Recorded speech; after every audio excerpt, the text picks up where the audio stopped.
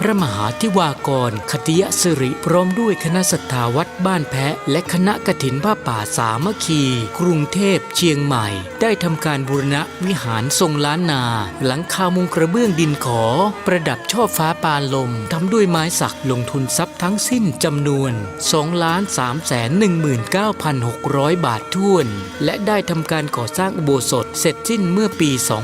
2561 ได้รับพระราชทานวิสุงคามสีมาเป็นที่เรียบร้อยแล้วพร้อมจะจัดงานผูกพัทธสีมาปิดทองฝังลูกนิมิตบัดนี้การบูรณะวิหารล้านนาและการก่อสร้างอุโบสถได้สำเร็จเรียบร้อยแล้วสมณศรัทธาและมูลศรัทธาข้าพเจ้าทั้งหลายเห็นสมควรให้มีการสมโภชเฉลิมฉลองเพื่อแสดงออกถึงความปีติยินดีเป็นไปตามประเพณีนิยมและเพื่อจักได้ถวายเป็นถาวรวัตถุไว้ในบวรพระพุทธศาสนาสืบต่อไปกำหนดการวันที่ 1 เมษายน 2565 เวลา 9 นาฬิกาคณะศรัทธาวัดบ้านแพะตกแต่งดาเครื่องไทยทานพระสงฆ์จำนวน 10 รูปสวดมาติกาทำบุญทักษิณานุปทานเวลา 19 นาฬิกาพระสงฆ์จำนวน 9 รูปเจริญพระพุทธมนต์สวดมนต์ตันสมโภชพระพุทธรูปวันเสาร์ที่ 2 เมษายน 2565 เวลา 9 นาฬิกา 39 นาทีพระสงฆ์จำนวน 29 รูปเจริญพระพุทธมนต์สืบชะตาหลวงแบบล้านนาวันอาทิตย์ที่ 3 เมษายน เวลา 9 นาฬิกาเป็นต้นไปอาราธนาหัววัดต่างๆทั้งในอำเภอและต่างอำเภอแห่ต้นครัวทานเข้าร่วมทำบุญตลอดวันที่ 4 เมษายน เวลา 13 นาฬิกาทำพิธีตัดหวายลูกนิมิตถวายไทยทานพระสงฆ์อนุโมทนาเป็นเสร็จพิธี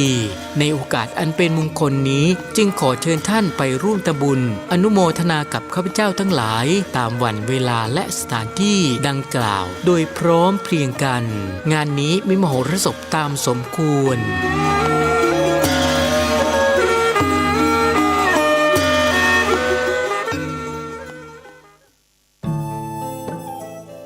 ท่านกำลังติดตามรับฟังสถานีวิทยุกระจายเสียงพระพุทธศาสนาแห่งชาติและสังคมคลื่นเพื่อการศึกษาพระพุทธศาสนาและวัฒนธรรมระบบ FM 104.5 เมกะเฮิรตซ์รายการต่อไปเป็นรายการมรดกธรรมกำเมืองดำเนินรายการโดยพระครูวิสิทธิ์ศรีลาภรณ์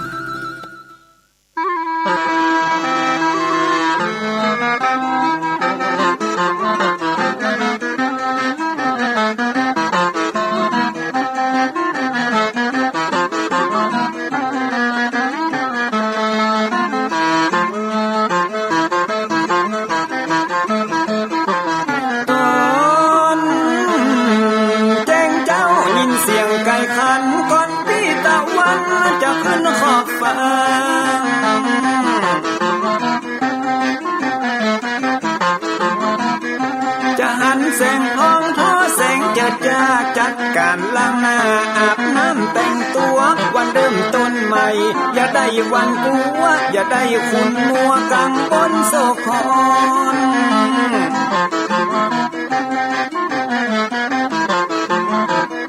อย่าเอาน้ำคุณมาขังคอนอย่าเอาน้ำฮอนมาลวงหัวใจฮ้อนอ้วมอารมณ์คุณคองตอนฮับวันใหม่นี่น้อง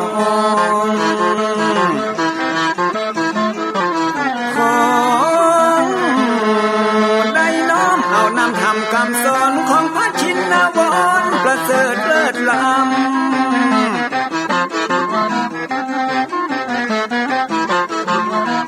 จักจุงจิตใจให้ออกจากอำบ่ฮือด่างดำโศกเศร้ามัวมองแสงแห่งธรรมะนั้นเป็นแสงทองส่องใจเรื่อร้องตึงวันคำเจ้า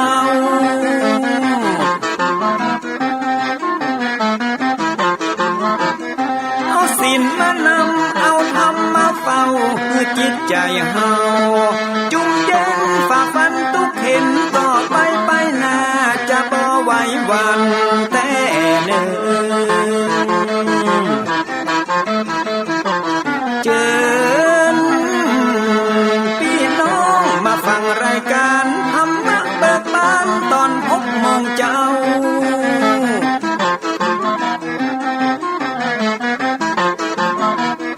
ฟังธรรมปื้นเมืองอันเป็นแบบเบาท่านพระครูวิสิทธิ์ศรีลาภรณ์ ตั้งใจเจ้าคณะตำบลป่าแดดนอนในเจ้าอาวาสวัดวังสิงคำตนนี้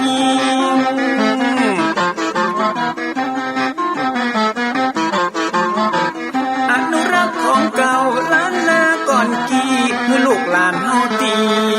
เกิดมาด้วยกันรักษาของดีเก่าเกลือได้อยู่กู้ถิ่น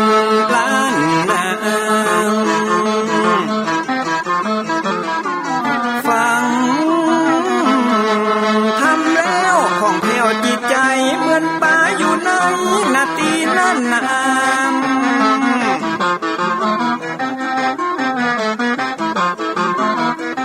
มันไม่สลีอันนี้ไม่กำเหมือนเสืออยู่ธรรมดงดอยคุณเขาสุขของมนุษย์ยิ่งใจหมู่เฮาสุขที่ได้เอาธรรมะห่มตุม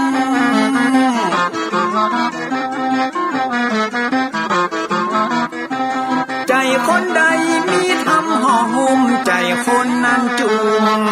ใจบ้านมันอยู่วิมานเวียงวังจันแก้วบ่มีในเต้าแล้วน้อง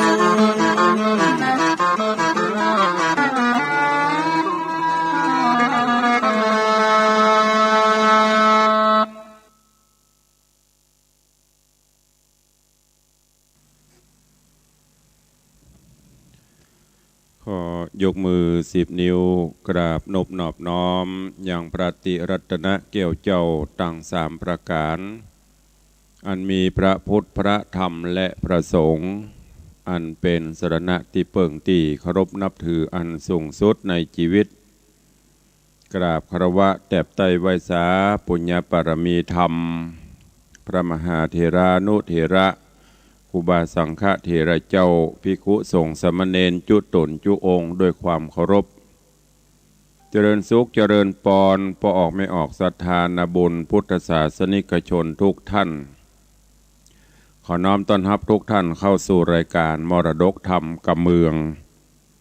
ต่างสถานีวิทยุพระพุทธศาสนาวัดฝ่ายหินตำบลสุเทพอำเภอเมืองจังหวัดเชียงใหม่สถานีวิทยุพระพุทธศาสนาวัดหนองกายตำบลสันปะยางอำเภอแม่แตงจังหวัดเชียงใหม่สถานีวิทยุพระพุทธศาสนาวัดป่าแดงมหาวิหารตำบลสุเทพอำเภอเมืองจังหวัดเชียงใหม่และสถานีวิทยุพระพุทธศาสนาจังหวัดเชียงรายตลอดจนวิทยุชุมชนเสียงต่ำสายห่อกระจายข่าวตามวัดตามวาตามหมู่บ้านต่างๆและเจริญปรญาติโยมติดตามรับฟังต่างเฟซไลฟ์เฟซบุ๊กต่างอินเทอร์เน็ตเว็บไซต์ต่างๆอยู่ในเวลานี้รายการนี้ดำเนินโดยอาตมาภาพพระครูวิสิทธิ์ศรีลาภรณ์เจ้าคณะตำบลป่าแดดเจ้าอาวาสวัดวังสิงคำตำบลป่าแดดอำเภอเมืองเชียงใหม่จังหวัดเชียงใหม่เป็นผู้ดำเนินรายการนำรายการธรรมะพื้นเมืองมาพบมาปะกับบรรดาพอออกไม่ออกศรัทธานาบุญเป็นประจำถึงวันตั้งแต่เวลา6 โมงป่ายถึง7 โมงยกเว้นพี่น้องต่างเชียงไฮ้ ที่ฟังสัญญาณจากวัดพระแก้วนั่นก็ฟังกันเมื่อค่ำเมื่อคืนกราบขอบพระคุณในเมตตาปรมีของท่านผู้อำนวยการเจ้าหน้าที่ช่างเทคนิคของทุกสถานี และพี่น้องตลอดจนครูบาอาจารย์ภิกขุสงฆ์สามเณรญาติธรรมญาติโยมที่ฟังรายการดูรายการแล้วที่ได้ช่วยกันลิงก์สัญญาณผ่านโทรศัพท์มือถือฮือกับญาติธรรมเพื่อนฝูงได้รับฟังธรรมกันอย่างทั่วถึงขออนุโมทนากราบขอบพระคุณและขอบคุณทุกท่านมาณโอกาสนี้ตัวเองปากันวันนี้สภาพอากาศยามเจ้าก็จะร้อนอบอ้าวหน่อยหลังจากที่4-5 วันก่อนวันวิสาขะฝนตกหลังจากวิสาขะผ่านมาก็หายก็แหมสัก2-3 วันก็คงจะตกไม่แหมอากาศยามร้อนก็ร้อนแต่เนอยามเป็นลมก็ลมใหญ่แต่เนอช่วงนี้ก็รู้สึกว่า ธรรมชาติมันจะแปรปรวนเนอะแล้วก็ตามที่เปิ้นพยากรณ์อากาศก็จะเข้าสู่ช่วงฤดูฝนแบบเต็มตัวแล้วก็ระมัดระวังเกี่ยวกับภัยธรรมชาติพายุอะไรอย่างต่างๆเหล่านี้ต่างกรมอุตุเปิ้นก็ประกาศเตือนเข้ามาตลอดก็ระมัดระวังกันและที่สำคัญนั้นก็คือสุขภาพเนอะออกบ้านออกจองก็เตรียมหมวกเตรียมอุปกรณ์เตรียมจ้องเตรียมหยันตัวพ่องเพราะว่าฮ้อนบัดนี้มันฮ้อนแสบฮ้อนไหม้บ่ได้ฮ้อนเหมือนแต่ก่อนนี่ฮ้อนก็ยังมีลมโชยเย็นอยู่แต่ประเด็นนี้ฮ้อนแม้แต่เตียวไปสัก20 เม็ดนี่ปดโต้เหือปังล่ะก็ ภาวะเช่นนี้อย่างที่เปิ้นเตือนไว้ระวังลมแดดกาอย่างกันนี้เนอะโดยความเป็นห่วงก็ฝากไว้กับญาติโยมศรัทธาบุญของตัวเองวันนี้ก็มาฟังกันต่อในเรื่องของจุมป่าสีต้นผ่านไปละ17-18 ตอนแล้วเนอะเข้มข้นม่วนงันสั่นเล่าขึ้นติ๊กๆซึ่งในตอนที่แล้วก็มาถึงตอนตีโพธิสัตว์เจ้าถึง4ตีองค์อมรินทร์พระอินทร์เจ้าฟ้าจะได้นำปาเดินทางไปสู่ยังเมืองปัญจลนครอันเป็นเมืองพ่อแม่ เพื่อที่จะไปหาพ่อหาแม่และในระหว่างทางก็ต้องผ่านด่านหลายอย่างเพราะว่าจะเป็นเมืองยักกาผ่านป่าเขาลำเนาไพกาเพราะว่าในสมัยนั้นมันจะมีเครื่องบินมันไม่จะมีเครื่องอำนวยความสะดวกเหมือนประเดียวก็จะต้องอาศัยการดังน้ำหรือการเตียวต่างผ่านป่าเขาลำเนาไพไปในตอนที่แล้วก็ได้ผ่านเมืองยักษ์ซึ่งมีพญาเจ้าเมืองปกครองชื่อว่าพญาสีหราชแล้วก็ที่เมืองนี้ลูกสาวมีอยู่ตัวหนึ่งก็คือคันธมลาอันเป็นลูกสาวของสีหราช เมื่อเรือผ่านมาถึงยังด่านเมืองในที่เมืองแล้วก็จอดเทียบดูอันตอนมานั่นภัยมหันต์แต่เขาแจ้งมาเจนจะหูจะหันว่าเรือของจุมป่าสีต้นมาจอดเทียบพญายักษ์ก็สั่งเสนายักษ์ทั้งหลายไปตรวจสอบพอโจรหูเรื่องราวต่างๆอันนี้ผ่านมาหลายละอธิบายคร่าวๆเพื่อที่จะได้ปฏิปต่อกันโจรในบัดนี้ก็มีเกิดการรบรากันน้อยกระทบกระทั่งกันน้อยสุดท้ายยักษ์ทั้งหลายก็ป่ายการกับคณะของจุมป่าสีต้นคณะของโพธิสัตว์เจ้าถึง4จากนั้นป่อพญายักษ์สีหราชก็ยกลูกสาวคือคันธมลาแล้วก็ทูลเจิญได้ปกครองบ้านปกครองเมืององค์อมรินทร์พระอินทร์เจ้าฟ้าก็มาแบ่งสรรปันส่วนว่าเมืองแรกด่านแรกก็คือปีคนเก้าคือเสตกุมารได้เป็นเจ้าบ้านเจ้าเมืองแทนไปพอได้ปกครองบ้านปกครองเมืองแล้วอยู่มาบำเพ็ญบรรนานก็วัตถุประสงค์หลักของเราคือจะไปเยี่ยมไปเยือนพ่อแม่ที่เมืองปัญจลนครก็เลยทูลลาหรือว่ากราบลาพญาสิงหราชแล้วก็บอกคันธมลามเหสีคือได้หูวัตถุประสงค์จากนั้นก็ล่ำรากันไปประเมินเนาะถ้าปิกถ้าเสร็จกิจเสร็จการแล้วก็จะปิกมาละก็ได้ล่ำได้ลากันไปเพื่อที่จะเดินทางต่อไปจนถึงเมืองปัญจละซึ่งในตอนนี้ก็ ผ่านด่านแรกไปก็มาเจอหรือว่าจะมาพบมาปะกับด่านที่2แหมในตอนที่แล้วได้เทศนามาให้ญาติโยมศรัทธาได้รับฟังกันผ่านไป18 ตอนนี้ เรือของโพธิสัตว์เจ้าทั้งสี่ได้เข้ามาถึงยังเมืองยักษ์ คือว่าท้าวโกติยราชยักษ์ได้ปกครองอยู่เรื่องราวจะเป็นจะใดก็เจริญปอนปอออกไม่ออกศรัทธาติดตามรับฟังพระธรรมเทศนาปืนเมืองเหนือเรื่องจำป่าสี่ต้นในตอนต่อไปณโอกาสบัดนี้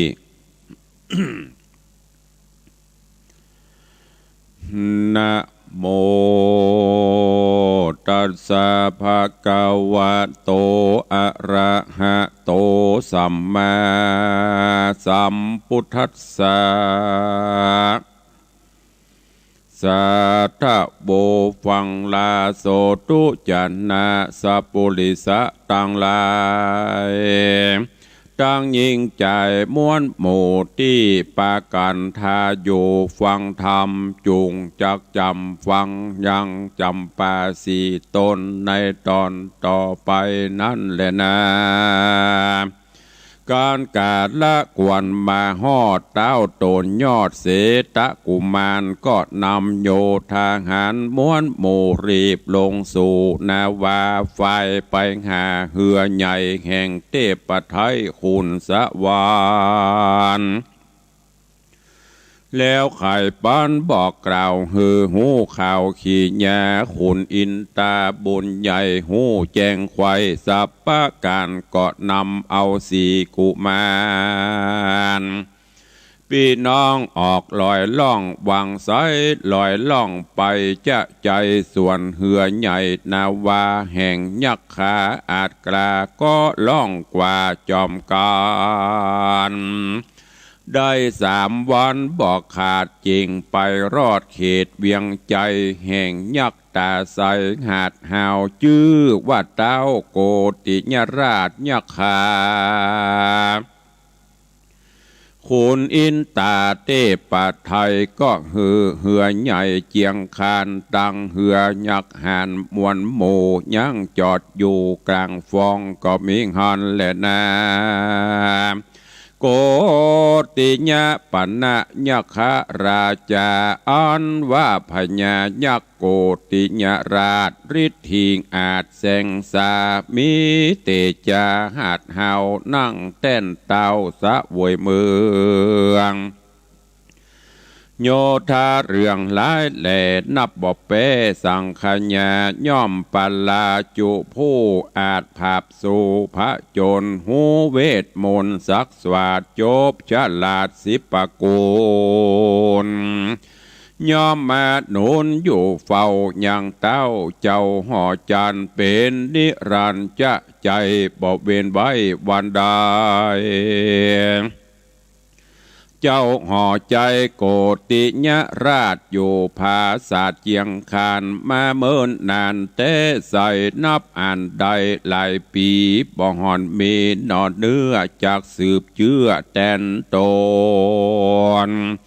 ยินกังวลข้าอ่ำเจ้า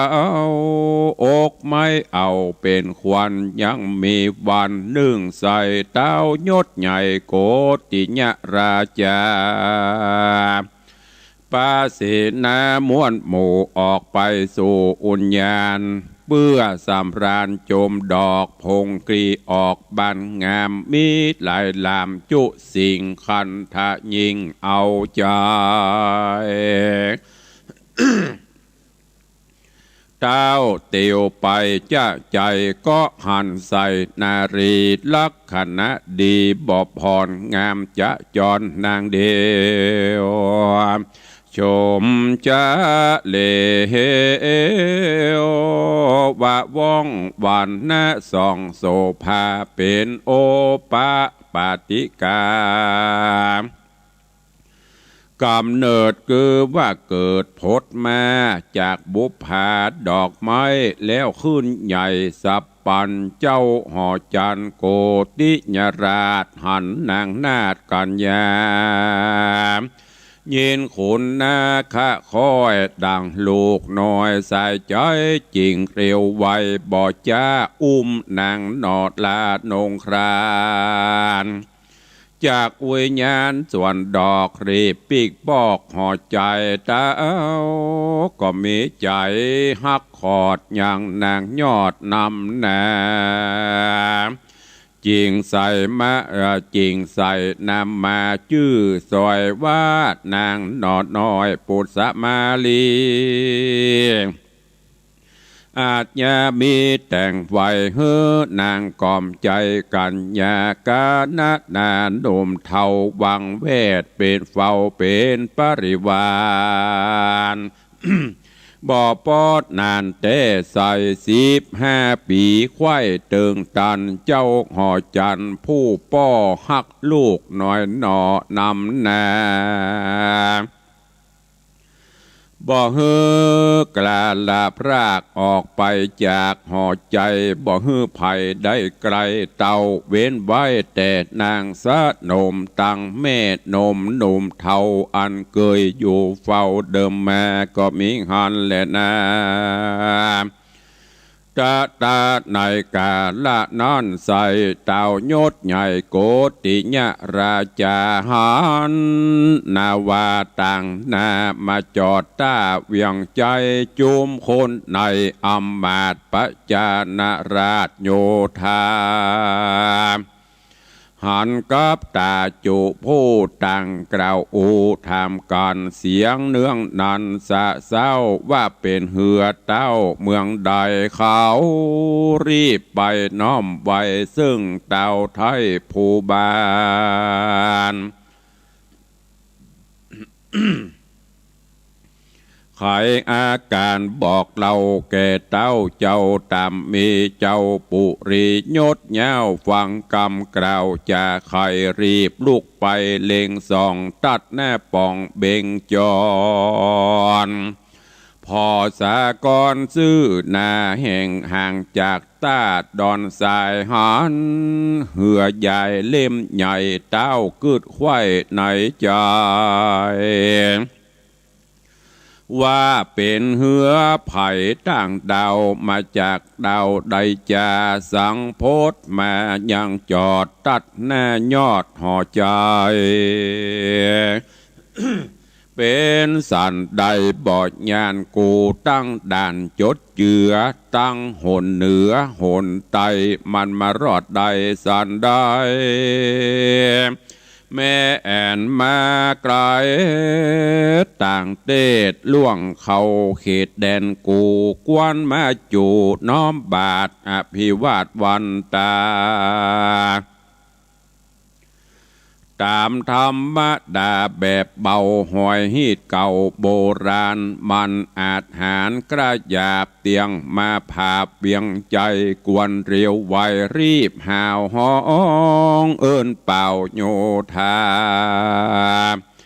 อันปาดลาหยาบจ้าไปผาบขาแต่งฟันฮือจอมมันจุพูดได้มูบมูวำวายฮือมันตายเสียงไข่เอามาเลี้ยงไส้สุมการเจ้าห่อจานโกติญาราชโคดขนาดเหลือแห่งสองตาแดงมะมาบมือถือดาบคมสายรีบเรียวไวบอดจ้าเรียกพวกกลาโยธาฮือรีบมาบอดหน่อยนับอ่านร้อยหลายปานแล้วป้าการลาปรากออกไปจากเวียงใจรีบเร็วไวมวนหมู่เต้นลงสู่ดอนทรายก็มีหันเล็ดน้ำมือเอื้อนานพญาโกติญราชจริงฮืออำมาตย์ต่างตาไปเจียนจาถามข่าวว่ามาจากดาวแดนใดจากไปในเตียวสอดพดมาฮอดเมืองเฮาจอดสะเปาใหญ่กว้างกลางตาตั้งกงการือจักมารบภาพเกณฑ์คณะปราวีการหูดีแจ้งที่ตามเขาจี้ไข่ปันจุ่งเร็วปันอย่าจะรีบปอกว่าคืนมา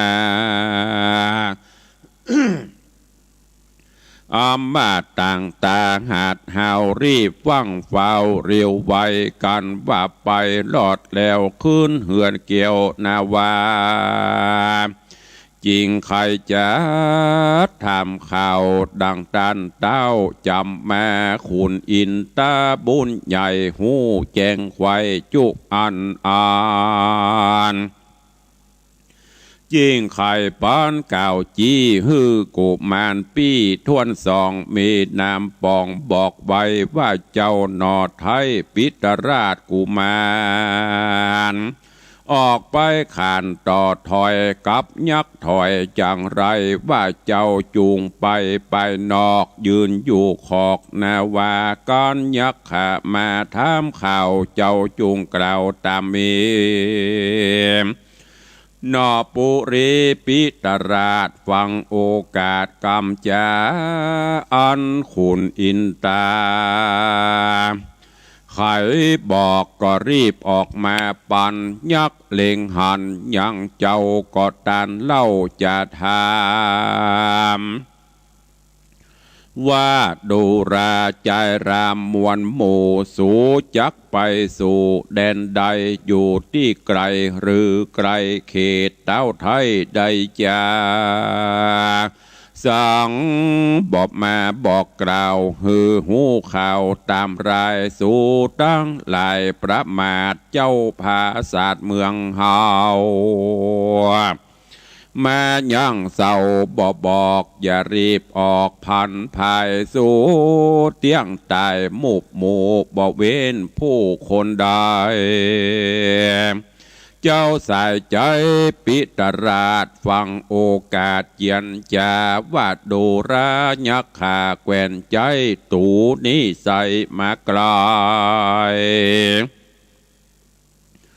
ล่องน้ำใสแม่กวางย้อนไฟอ่างพาทันนาจักไกลกลาไปฮอดเมืองเกี่ยวยอดปัญจลนกรแห่งพระผู้ทอนป้อเต่าอันอยู่ดาวแดนไกลอิดเหลือใจหิวหอดจริงมายังจอดเศร้าแลงบ่ใจแข็งอาจกล้ามาต่อตาเบียนขวีเฮามาดีแต่เล่าตามฮีดเก่าธรรมดาส่วนยักษ์ขาแกวนใจฟังเจ้าหนอไทยไข่ปันก็เรียวปันปอกเต่าไปบอกเจ้าเมืองมนเจ้าหอจันโกติญราชฟังโอมอามาตจะคายมีหัวจะหายโคดหาวห้องเอิ้นเป่าโยธาว่ามโนสาต่ำไตกูใครได้มาเมินนานจีนมันหวานหลายหลากจุงไปลากมาปานน้ำมาปั่นกูไทยกินเลี้ยงใส่บัดเดียวเสนาเรียวม้วนหมู่เต้นลงสู่กังกาเต้นลงสู่กงการอดนาวาเหือใหญ่แวดล้อมไว้จุไปแล้วผ่านภายแวดเข้าหมายยับเจ้ากับมือโตนบุญหรือปิตราชฤทธิ์ทิ้งอาจเหลือใจถอดสลีกันใจบ่จ้าแกว่งกวัดกว่าเรียววายยักตาสหายหาวหาดขอปูดขาดเป็นสายเต้าลมตายหลายแหล่ปอเต็มแผ่วังทานยักใจหันจุผู้บ่หอนหูจักกลัวรีบเอาหัวมาต่อหายใจหม้อคืนมาถือผาลากับดาบเขารบผาพระโจรมาสาโสนสาสูบ่หอนหูพระเน เจ้าบุญมีปิตราชอิดขนาดเหลือใจยิ่งเอาธนูใจพาเสดฤทธีเลิศธนูเสียงยกหยาดยิงบอดจาจุมยักกราพงพายลวดล้มตายบอดน้อยปืนยอดซอยเตะปืนยอดซอยเตรียมโตนก็คืนโหนปอกเต่ามาที่เก่าเดิมอ่อนนอผู้ถอนโยดใหญ่เกาะกำมาใส่ยิงไปเสียงดังไกลมีกองสะนันห้องปัทภี ยิงหลายตีลืมเล่ายักหนุ่มเท่าหลวงหลายต่างโล้มตายอ่านหมื่นบ่อาจฟื้นคืนมาส่วนโยธาเหลือเศษอันเป็นเขตเมืองมอนบอดหูกอันโป้นเขตเมืองมอนบอดถูกสอนปิดให้ก็การป้ายถอยโหนรีบเลโลนมาไวซึ่งเต่าไทยราชาไขขี่ยาบอกเก่าหือหูข่าวตามมีก็มีฮอนเล่นนา ตาตาโกติญาลาจาภิกขเวดูราภิกขุตังหลายอันเป็นสายอริยะเจ้าตุคำเจ้าภาวนาส่วนพญาโกติญาราชฟังถ้อยวาดทุนสารหูอาการเสียงไข้ซ้ำโขดไม่นานามใครยังกำหยาบจ้าห้องอื่นด่าโยธาว่าสารใดจ้าสู่เจ้ามีมากเต้าหลวงลาย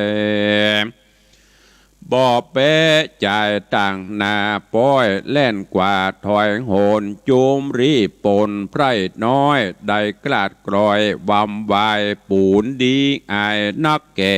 หบบ่เป๊ะพระนีมันมีฤทธิ์ที่เรื่องราบมีอานุภาพสันใดจริงเหลือใจสู่เจ้าแล่นปอกเต้าขึ้นมากูนี่นาจะกล่าวไปต่อตาเดียวได้มอกเด็กใจอ่อนน้อ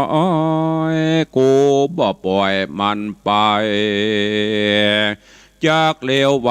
จักลากกำใส่ปากคบกินซัดเนื้อดินปากวางกือแลดจ้างเสือหมีราชสีตัวใหญ่กูยับใดสับปันบ่ฮืดตันแลนพรากหนีละจากกองตาจับยับมาใส่ปากบ่เหลือซากแดนได้ใจแดนไกลต่างนาแม่นอาจกล้าแสงเสียงสามีมนยาวิเศษจบศาสตรเพศสันได้กูจักไปตันต่อฮื้อสู่พอเล็งหันบัดนี้เล็ดนาตังสุตวาอุปราชาตินันยักขาห้าวหาดอันเป็นอุปราชแก่เมืองฤทธิ์ที่เรื่องยศใหญ่ฟังเต้าไทยไข่กำจริงย่อมือตำวังกล้าวว่าข้าแด่เจ้าปุรีบอกวันดีเจ้าฟ้าโดนภาพนาเบียงใจจากเสด็จไปรบภาพกับใจหยาบปลาพงเด็กขาอ่อนน้อยเป็นใจถอยสาบานย่อมเสียการปางเป่าบอกวันแก่เจ้าปลาข้าขออาสาแดนเต้านำพวกฮาวรีปนไปนำปนใจอ่อนไปนำตนใจอ่อนมาสู่บ่อนหอคำนำมาตำตอดนาหือเจ้าฟ้าเล็งหาน เจ้าหอจานโกติญาราชฟังถ้อยวาดใครจะแห่งอุปราชายศใหญ่ตนเต้าไทยเล่งตันจิงวางปานโป่งขาดอนุญาตตามกรรมก็มีหันและนาตีนานอุปราชายศใหญ่ฤทธิ์เหใจสามานมีใจหันหาดเฮาก็ห้องเป่าโยธามีนำนาบอดน้อยนับอันหลายร้อยหลายปานเขาแล้วปากันพร้อมนาลงสู่ตากงกาเจ้าบุญนาปิตราชก็อภิวาทวันตานึกน้อมหาคู่เก้าคือว่าเจ้าละสีสวัสดมนต์ดีบ่จะเป่าหือญาดินทรายเป็นงูหลายมากเต่าเป็นงูเห่าตัวดำมากหน้านำลายแหล่ยอคอแผ่จุปายแล้วผ่านภายโชคตอดเข่าวันกอดยักขาจุมโยธายักใหญ่เต้าล้มไข่กองการอุปราชหันอาเปตก็สวัสดเมตสวัสดเวทกาทาหันตันตาตอดนาเป็นครุฑกล้ามาปันไล่จับพันงูใหญ่หายเสียงไข่บัดเดียวเจ้าก็เร็วเป่าซ้ำเกิดเป็นน้ำนองไหลเสนาในน้อยใหญ่ตกจมไข่วางวนน้ำต่อจนปัดล่องไปลอดห้องแดนไกลพ่องโจมไปใต้น้ำลวดหมอดซ้ำดับคานโอปราชหันเงื่อนเก่าจิงรีเป่าเป็นลมโดยอาคมของอาจมาปัดวาดเร็วไวน้ำนองใสก่อนกีก็หลีกลี่หายตาเจ้าบุญนาปิตราชก็ซ้ำสวัสดิปมนเกิดเป็นฝนหอกดาบตกพระภาพลงมา ถูกโยธาหน่อยใหญ่ล้มตายไข่กองกันอุปราชหันเจ้าหมู่แลนสะสู่ถอยโหนเหตุว่าฝนหอกดาบตกพระภาพนานนำจริงสวัสดมนต์ยำแต่ไทยอันเคยด่าใจมานานเป็นเพดานหินใหญ่กังบางไว้ไปบนโจมรีปนโจมจื้นยักเข้าสู่เล่นเข้าสู่ปืนเพดานหอกเจียงคานโตกตอดบ่อาจรอดลงมาเจ้าบุญนาปิตราชก็ซ้ำสวัสดมนต์ใจพัดเปลี่ยนไปหลายสิ่งเปิงกลัวยิ่งหลายประการยักใจหานอุปราชฤทธิอาจนานำหูมนยำเสียงไข่มันเกใดจูประการปิตราชกุมารน้อยนาดรบอุปราชยักขาแต่เจ้ามาถึงบ่ายบ่หูป้ายถอยโหน ย้อนต่างคนองค์อาจจบสลาดสิบปาสัปปะสิบปากันเสนาใหญ่น้อยโดยตายกล้าดกล้อยเมื่อมอนปานดังคอนกองควายอุปราชใหญ่ยักขาก็เป่าลมมาปัดว่าตามสิบประสาทติบประมนจุมรีปนม้วนหมู่อันมุบมู่มรณาก็ลุกขึ้นมาแถมเราเวทล้อมเขาจุไปก็มีหันและนา มือนั้นคุณอินตาติปะเตปะไทยขันเน่งไข่ในใจว่าโหนต่างไปนายังเนินจ้าเหิงนานจักเสียการปางเป่าจริงบอกเจ้าบุญมีหน่อมุนียอดซอยคือเจ้านาดน้อยนันตะกุมารว่าดูราหน่อผู้บานเฮ้ยน้องลาเจ้าอย่าจ้าเร็วปันจุงภายพันไต่เต่าไปช่วยเจ้าสายตารอบโอปะราชายศใหญ่ต่างไพร่ไตรีปนฮือร้อยหนป้ายการไปจุดานบัดเดียวเจ้าก็เร็วบ่จะไว้เจ้าฟ้าอินตายกมือสาต่างเกล่าวไว้กุลป้อเจ้าราศีโตนกุลมีลายแหล่น้อมใจแผ่อธิษฐานว่าขอสมปานต้านเจ้าปกห่มเกลาบังบนฮือตัวตนลูกน้อยได้กลาดกลอยโอนตะรายฮือยักษ์ไพรมวลหมู่ตายมุบมู่เรวายการขานิ่งในเมียนแล้วเจ้าดอกแก้วบนนาก็ออกมาบอกจ้ายืนต่อหน้าหนอโยธาแห่งยักษ์ขามวลหมู่อันเวทอยู่จุไป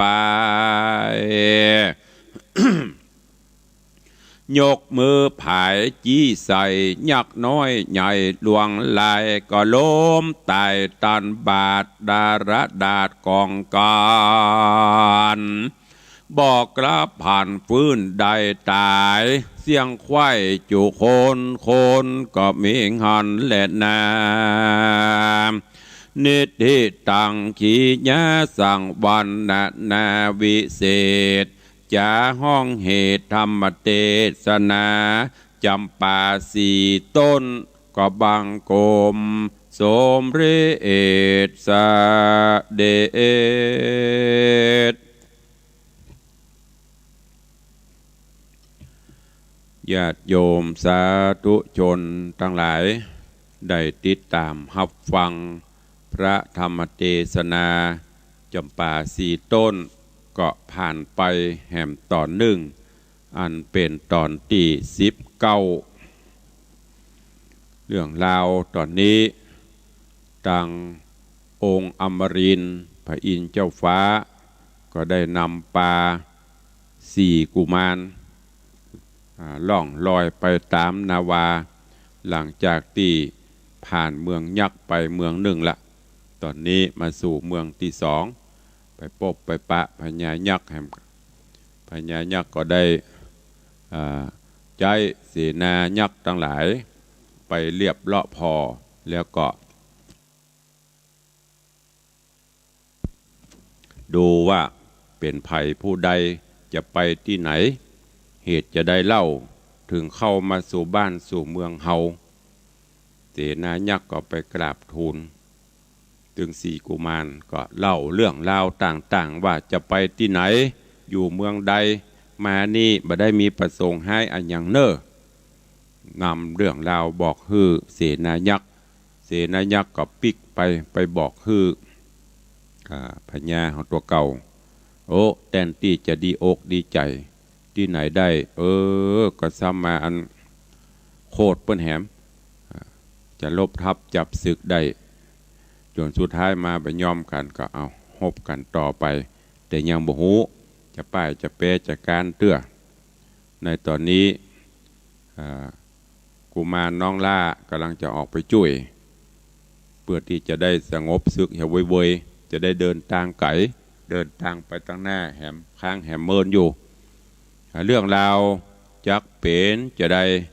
ก็เจียเจิญจะเลินปอนญาติโยมศรัทธานาบุญเฮาเนอรอก่อยท่าฟังติดตามฟังไป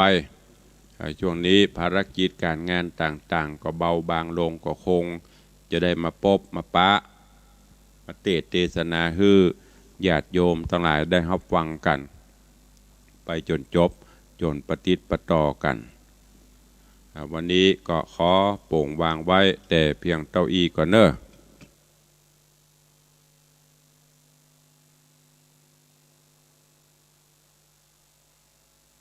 ก้อยพบปะในตอนต่อไปใต้รายการวันนี้ก็เป็นประจำจะได้ตักตายอู้จากับญาติโยมพอประมาณ 4-5 นาทีเพื่อให้ได้อู้กันนัวไข้หัวกันม่วนในยามเจ้าตักต่อกับญาติโยมศรัทธาเฮาก่อนที่จะได้อู้อู้จากันนั่นก็ขอประกาศข่าวสารงานบุญกุศลฮือกับญาติโยมศรัทธานาบุญเนอะได้ฮู้ได้ทราบได้ร่วมกันโมทนาบุญในวันที่ 8 มิถุนายนที่จะถึงก็ทางครูสมพงษ์ปลูกงาหรือว่าครูบอยต้นเหือดฝากข่าวเชิญชวนญาติธรรมร่วมงานเปิดป้ายอาคารสถานปฏิบัติธรรมพรหมมงคลห่างดงที่บ้านต้นเหือดเนอะเชิญญาติโยมไปร่วมงานบุญกุศลกับครูบอยที่บ้านต้นเหือดในวันที่ 8 มิถุนายนตั้งแต่เวลา 9 โมงเป็นต้นไปเจริญพรเชิญทุกท่านไปร่วมกิจกรรมร่วมการร่วมงานด้วยกันแล้วก็งานประเพณีส่งน้ำพระธาตุเจ้าเจดีย์ประเพณีใส่ขันดอก108และงานป่วยหลวงทำบุญฉลองศาลา9 ห้องน้ำห้องส้วม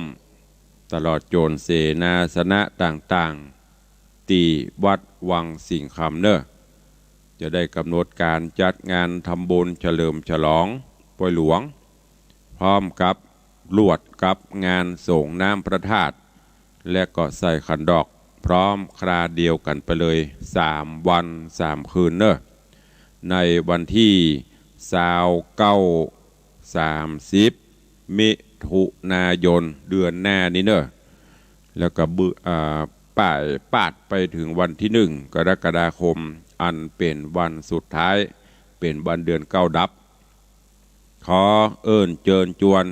ญาติธรรมญาติโยมสาธุชนทุกท่านเนอะมาร่วมกินร่วมทานด้วยกันศาลาหลังนี้ก็ด้วยปัจจัยญาติโยมญาติธรรมเขาช่วยกันตัว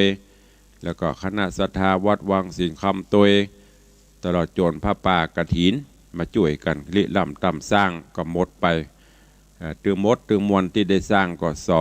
2,500,000 กว่าบาทบัดนี้ก็จะได้น้อมเบญเกณฑ์ถวายทานทุกเจ้าก็เกรงใจญาติโยมศรัทธาก็เลยเอาลวดเดียวกันตึงส่งน้ำพระธาตุคือมันจบแล้วจากนั้นไปก็แถมกี่ปีบุญเนอะจะมีป่วยหลวงครับการนี้ก็ได้เจริญพรเชิญชวนญาติโยมเนอะได้ร่วมกันเป็นเจ้าภาพสังฆทานที่เขาจะน้อมเกณฑ์ถวายพระเจ้าพระสงฆ์มหาเถระตลอดจนหัววัดหัววาที่ได้นิมนต์มาร่วมโมทนาบุญสังฆทานก็จะมีชุดใหญ่ชุดละ 2,000 บาทชุดกลางชุดละ 1,000 บาทแล้วก็สังฆทานชุดน้อยหับหัววัดชุดละ300 บาทญาติโยมท่านใดมีเจตนาใครร่วมกินร่วมทานร่วมงานบุญใหญ่บุญหลวงกับตุลุง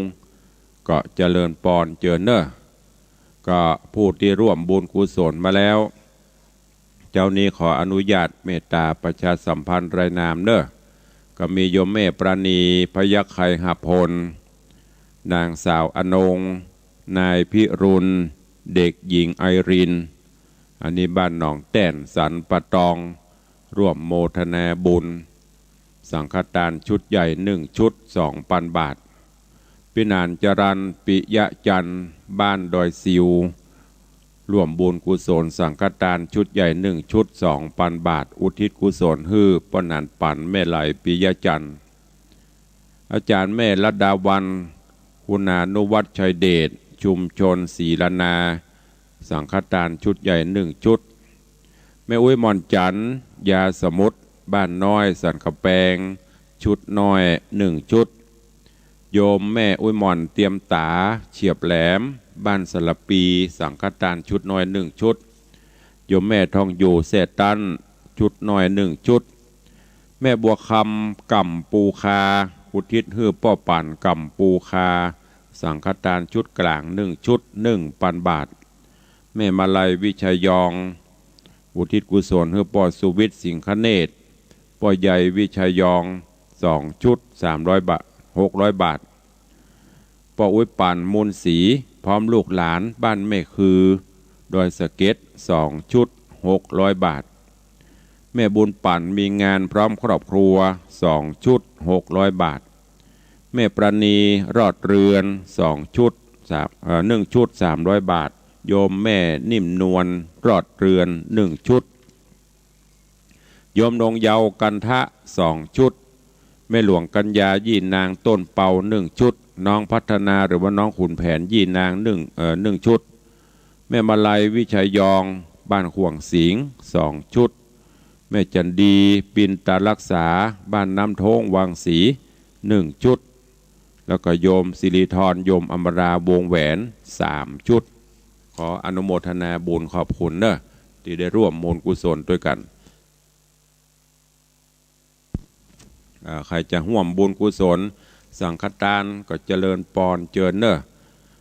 ทุกที่ร่วมรับเป็นเจ้าภาพต่างวัดก็มีวัตถุมงคลมอบบรรณาการก็เป็นพระสิงห์น้อยห้อยคอหรือว่าพระเจ้าตันใจแบบแผ่นห้อยคอเป็นสิริมงคลมอบเป็นสินน้ำใจให้กับทุกท่านเนอะเจิญพรแจ้งความจำนงได้รายการใครจะอู้ใครจะเอ่ยใครจะจ้าแจ้งผลการรับฟังเข้ามาได้เนอะ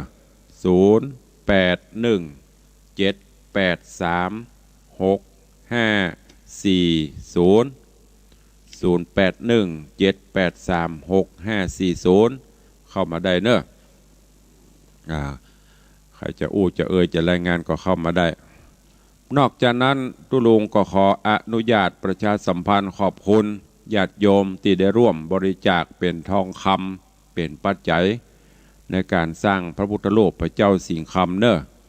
มีโยมแม่ประณีพยัคฆ์ไคหพลทำบุญในโอกาสครบรอบวันเกิดเมื่อวันที่17ที่ผ่านมาได้นำทองคำแท่งน้ำหนัก1 บาทเป็นเงิน 20,000 บาทเข้ามาร่วมถวายอันเป็นบาทที่2ละที่โยมแม่เปิ้นได้กำลังประเด็นในโทรเข้ามาละหันเจริญปอนวันนี้ต่อสายยาวอ๋อฮับได้แล้วกันต่อสายไปนอกดีละฟังทางนอกมันจะโวยถ้าฟังโทรศัพท์มันจะจ้าขอบคุณเนอะแม่เนอะกำลังประกาศรายชื่อนี่เจริญปอนกำลังประกาศรายชื่อโยมแม่เปิ้นโทรเข้ามาพอดีซึ่งโยมแม่ประณีพยัคฆ์ไคหพลนี้ก็ได้ร่วมโมทนาบริจาคทองคำมาจำนวน2 บาทละข้าวก้อน1 บาทแล้วก็วันเกิดที่ผ่านมานี้ก็มาด้วยลูกหลานตันเต้าร่วมโมทนาบุญแถม1 บาทเป็น2 บาทถ้าเป็นเงินก็ 40,000 บาทโยมแม่แสงจันทร์ชัยทิพย์พร้อมลูกหลานน้องจอมสันทรายอันนี้ก็นำแหวนทองคำ1 วงมาร่วมแล้วก็แม่อุ้ยมอนบัวพักชัยมาลาและลูกหลานอันนี้บ้านน้ำดิบหลวงป่าซางละปูนนำแหวนทองคำน้ำหนัก2 สลึง1 วงมาร่วมพ่ออุ้ยขาวแม่อุ้ยสุกแม่อุ้ยคำสุกชุ่มพระบงบ้านแม่ร่องน้อยอุโมงค์ในเมืองละปูนนำแหวนทองคำ1 สลึงมาร่วมโยมป่อสิริพรโยมแม่อมราวงแหวนพร้อมลูกหลานก็นำสร้อยคอทองคำ2 สลึงมาร่วมแม่อุ้ยมอนมั่นแม่ทองศรีใจปีนบ้านป่างน้ำทุดอยสะเก็ด บริจาคแหวนทองคำน้ำหนัก1 กรัม1 วงแล้วก็แม่อุ้ยยวงกันทรพร้อมลูกหลานแม่กะใต้อันนี้บริจาคสร้อยคอทองคำ2 สลึงได้นำมาห่วมแม่จันดีปินตารักษาบ้านน้ำโทงวังศรีบริจาคจี้หูทองแล้วก็สร้อยแขนก็นอกจากนั้นก็มีป้อบุญศรีแม่สีจืนสมคำประเดชนางสาวสุชัญญานางสาวสุภัตราบุญมาตารวมบริจาคท่านละ 5,000 บาทอุทิศกุศลให้แม่คำปวนบุญมาตาอาจารย์ป่อสุชาติบุญมาตาขอบคุณอนุโมทนาบุญด้วยเด้อโอ้วันนี้ดักปิงไอ้อย่างหายไปเนาะ จาก2 สาย 3 สายประเดี๋ยวมีสายเดียวมีกระแม่ประณีคนเดียวโทรศัพท์แจ้งเข้ามา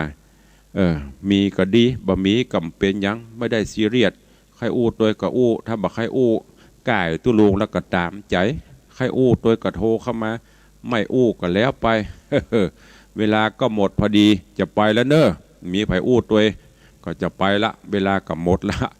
ขอนำรายการจากญาติโยมทั้งหลายไปก่อนเนอะพบปะกันในเจ้าต่อไปถ้าไม่มีอะไรเปลี่ยนแปลงก็ปะกันกูเจ้ายกเว้นตุลุงเพลียตุลุงเมื่อยก็จะไปโจมกันเนอะบอกให้โทรหาพ่องก็มาโทรมันมีใครฟังก็เทปออกเจือๆนะกันเนาะเมินเอาเสียงสดยศเข้ามาพ่องถ้าเสียงโทรศัพท์เข้ามาโละละนี่มันทำให้กึดเติงหาโลถ้ามันดักปิ้งเปิ้นบ่กึดเติงหาเฮาก็บ่กึดเติงหาเปิ้นนะกันเนาะฟังเทปพ่องก็ดีวันนี้หมดเวลาหมดขอความสุขสวัสดีบังเกิดมีกับทุกท่านเนอะจัตตาโรธรรมาวัฏันติอายุวันโนสุขังภะลัง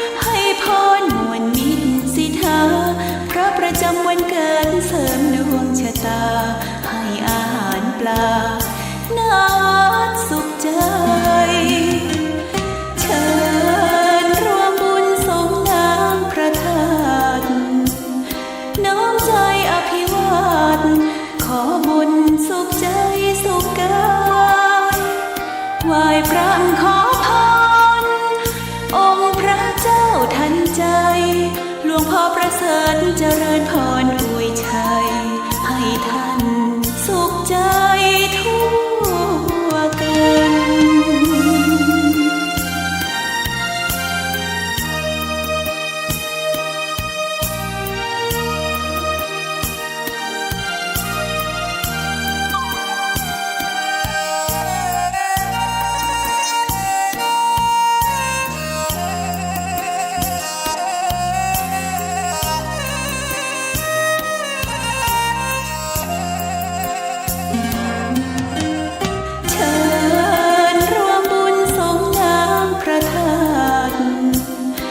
น้อมใจอภิวาทขอบุญสุขใจสุขกายไหว้พระขอพรองค์พระเจ้าทันใจหลวงพ่อประเสริฐเจริญพรอวยชัยให้ท่านสุขใจทั่วกัน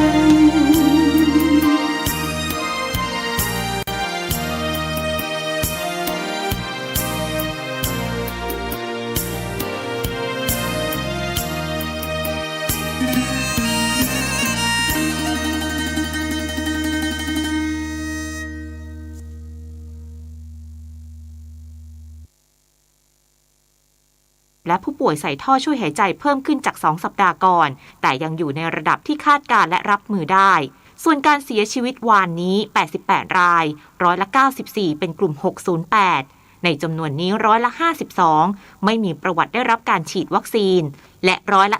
33%ได้รับวัคซีนเข็ม2นานเกิน3เดือนดังนั้นฉีดวัคซีนเป็นเรื่องสำคัญแม้ป้องกันการติดเชื้อไม่ได้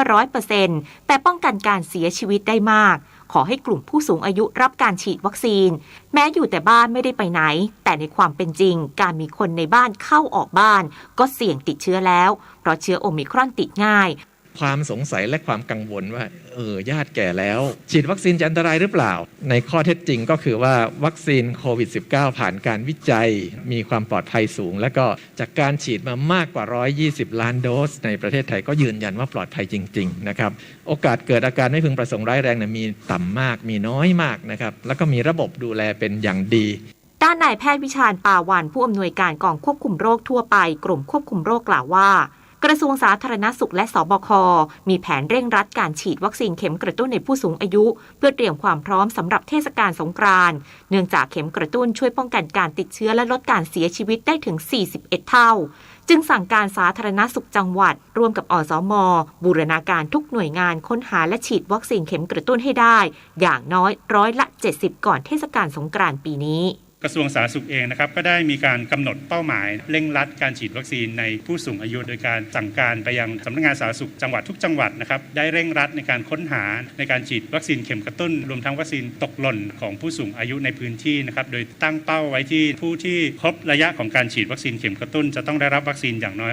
70%นะครับซึ่งจะต้องดำเนินการก่อนเทศกาลสงกรานต์นะครับซึ่งเราเตรียมวัคซีนสำหรับตัวนี้เพียงพอนะครับประมาณ3ล้านโดสนะครับทางนี้จากผลการประเมินประสิทธิภาพของวัคซีนในกลุ่มเสี่ยงเบื้องต้นเดือนมกราคมที่ผ่านมาผลลัพธ์การป้องกันการติดเชื้อด้วยการฉีดวัคซีน2เข็มป้องกันติดเชื้อได้เพียง4.1%แต่เมื่อฉีดวัคซีน3เข็มแล้วป้องกันได้56%และเมื่อฉีดเข็ม4ป้องกันได้สูงถึง84.7%เช่นเดียวกับการป้องกันอาการป่วยรุนแรงพบว่าฉีด2เข็มประสิทธิภาพป้องกันได้54.8%และฉีดเข็ม3เพิ่มการป้องกันได้ถึง88.1%ส่วนการป้องกันการเสียชีวิตฉีด2เข็มป้องกันได้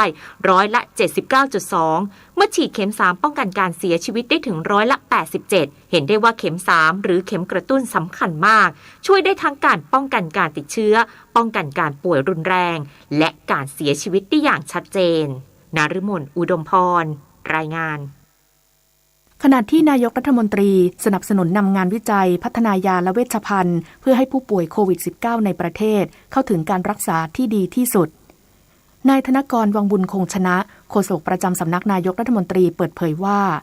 พลเอกประยุทธ์จันทร์โอชานายกรัฐมนตรีและรัฐมนตรีว่าการกระทรวงกลาโหมให้ความสำคัญกับการดูแลรักษาผู้ป่วยโควิด -19โดยคำนึงถึงประสิทธิภาพความปลอดภัยความสามารถในการจัดหาเวชภัณฑ์การจัดระบบบริการรองรับผู้ป่วยให้สามารถเข้ารับการรักษาได้อย่างทั่วถึงซึ่งในการประชุมสบคที่ผ่านมา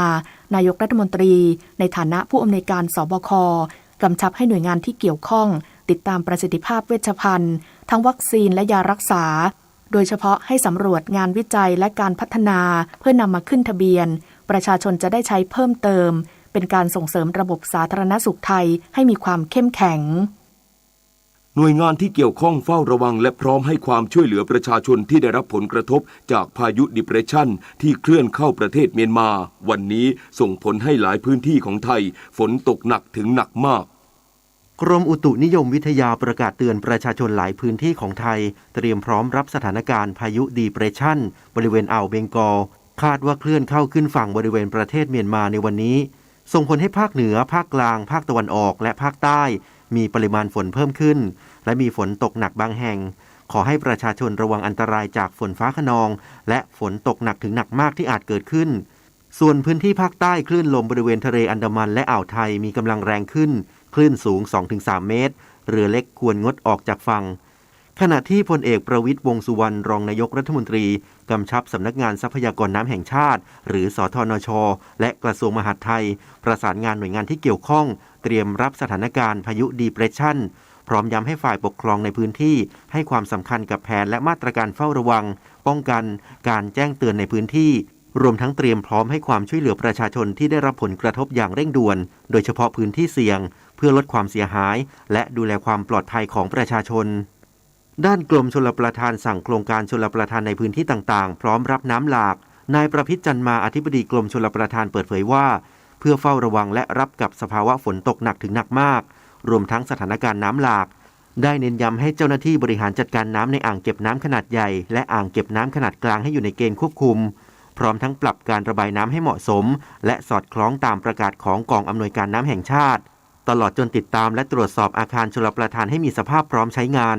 ที่สำคัญให้บูรณาการหน่วยงานที่เกี่ยวข้องแจ้งเตือนประชาชนในพื้นที่เตรียมพร้อมรับสถานการณ์และจัดเตรียมเครื่องจักรเครื่องมือเพื่อช่วยเหลือประชาชนผู้ประสบภัยได้ทันท่วงทีเช่นเดียวกับนายอธิรัตน์รัตนเศรษฐ์รัฐมนตรีช่วยว่าการกระทรวงคมนาคม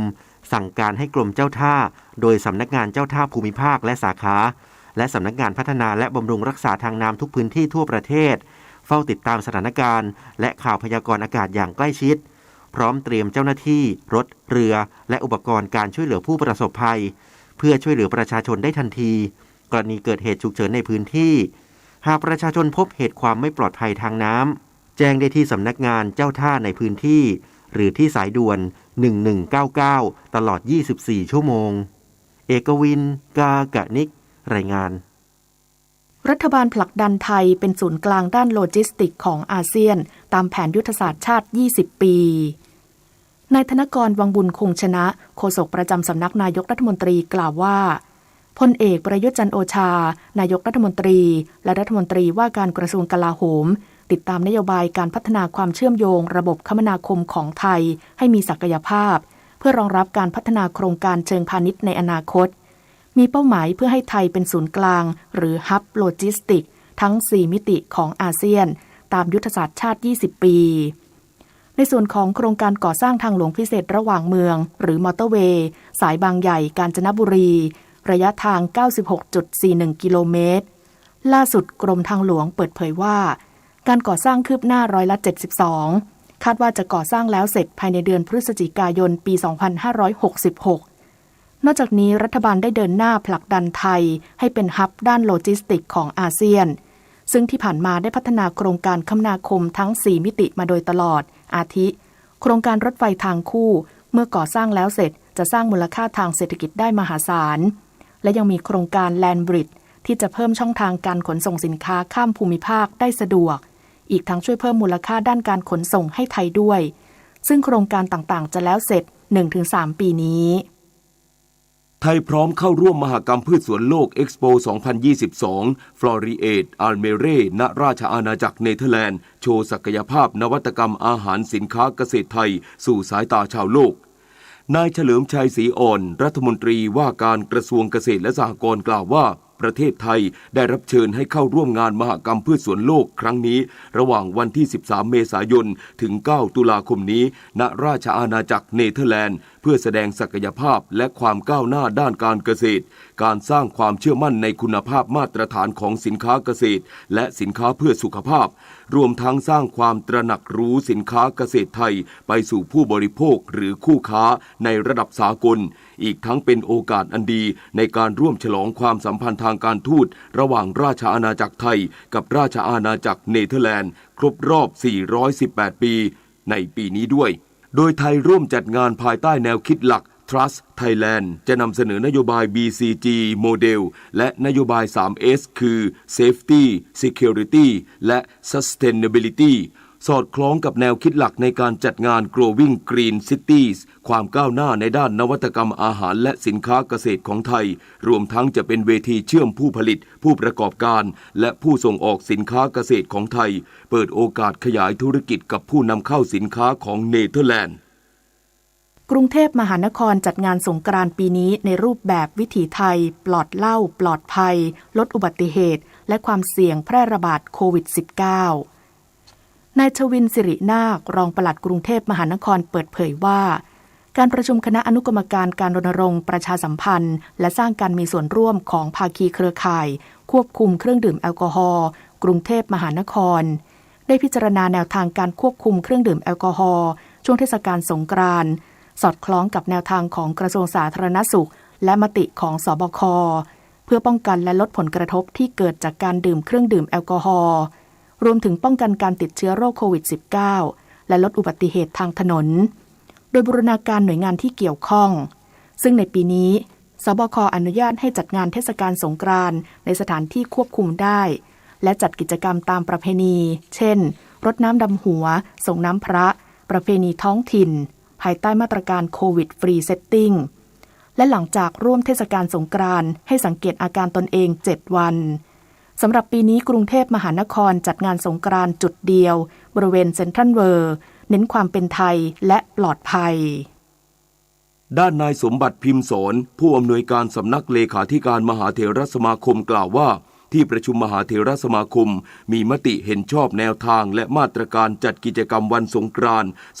2565 เนื่องจากการแพร่ระบาดโรคโควิด -19 สายพันธุ์โอมิครอนที่ระบาดเร็วและมีแนวโน้มผู้ติดเชื้อเพิ่มขึ้น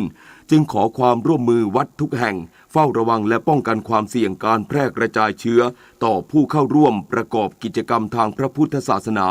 พิจารณาจัดศาสนพิธีและส่งเสริมโบราณประเพณีแบบวิถีใหม่สอดคล้องกับแนวทางมาตรการควบคุมโรคของรัฐบาลและมาตรการของคณะกรรมการโรคติดต่อจังหวัดอาทิปฏิบัติตามมาตรการป้องกันโรคกำหนดจำนวนผู้เข้าร่วมกิจกรรมให้เหมาะสมกับสถานที่และจัดกิจกรรมที่สืบสานวัฒนธรรมประเพณีอันดีงามวันนี้มูลนิธิแพทย์อาสาสมเด็จพระศรีนครินทราบรมราชชนนีหรือพอสวออกให้บริการประชาชนในพื้นที่จังหวัดเชียงรายที่หมู่ 16 บ้านห้วยน้ำขุ่นตำบลท่าก้ออำเภอแม่สวยส่วนหน่วยทันตกรรมเคลื่อนที่เพื่อประชาชนด้อยโอกาสพอสวออกให้บริการประชาชนในพื้นที่จังหวัดแม่ฮ่องสอนที่หมู่ 4 โรงเรียนตำรวจตระเวนชายแดนบ้านตูนและตำบลห้วยห้อมอำเภอแม่ลาน้อยจึงขอเชิญชวนประชาชนในพื้นที่ดังกล่าวไปรับบริการโดยไม่เสียค่าใช้จ่ายใดๆต่อจากนี้ไปขอเชิญรับฟังไทยคู่ฟ้าค่ะราชอาณาจักรไทยร่วมกับสาธารณรัฐประชาชนจีนเร่งพัฒนาบุคลากรตามยุทธศาสตร์ Belt and Road Initiative และยุทธศาสตร์9ออกไปที่เน้นความร่วมมือแม่โขงล้านช้างรองรับการลงทุนของ12อุตสาหกรรมเป้าหมายในพื้นที่ EEC ซึ่งคาดว่าอีก5ปีข้างหน้าจะมีความต้องการแรงงานมากกว่า 560,000 คนโดยร่วมกับเอกชนฝึกอบรมกำลังคนสายอาชีพที่มีสมรรถนะสูงเช่นสาขาแมคคาทรอนิกส์และหุ่นยนต์สาขาปิโตรเคมีเร่งรัดโครงการบัดดี้ภาษาจีนในมหาวิทยาลัยและวิทยาลัยอาชีวศึกษาชวนภาคอุตสาหกรรมจากจีนมาร่วมพัฒนาการเรียนการสอนรวมถึงตั้งศูนย์ปฏิบัติการภาษาจีนในพื้นที่ EEC เพื่อเป็นต้นแบบความร่วมมือที่สามารถขยายผลไปยังพื้นที่อื่นๆได้ทั่วประเทศเสริมศักยภาพบุคลากรดึงดูดการลงทุนสร้างเศรษฐกิจไทยให้เข้มแข็งค่ะสื่อสารภารกิจรัฐบาลกับสำนักโฆษกสำนักเลขาธิการนายกรัฐมนตรีเราจะสืบสารรักษาและต่อยอดและครองแผ่นดินโดยธรรมเพื่อประโยชน์สุขแห่งอาณาราษฎรตลอดไปพระปฐมบรมราชโองการพระบาทสมเด็จพระเจ้าอยู่หัวในพระราชพิธีบรมราชาภิเษกเมื่อวันที่4 พฤษภาคมพุทธศักราช 2563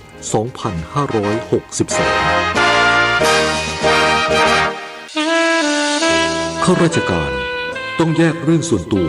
ออกจากตำแหน่งหน้าที่และยึดถือประโยชน์ส่วนรวมของประเทศชาติเหนือกว่าประโยชน์ส่วนตนสารประโย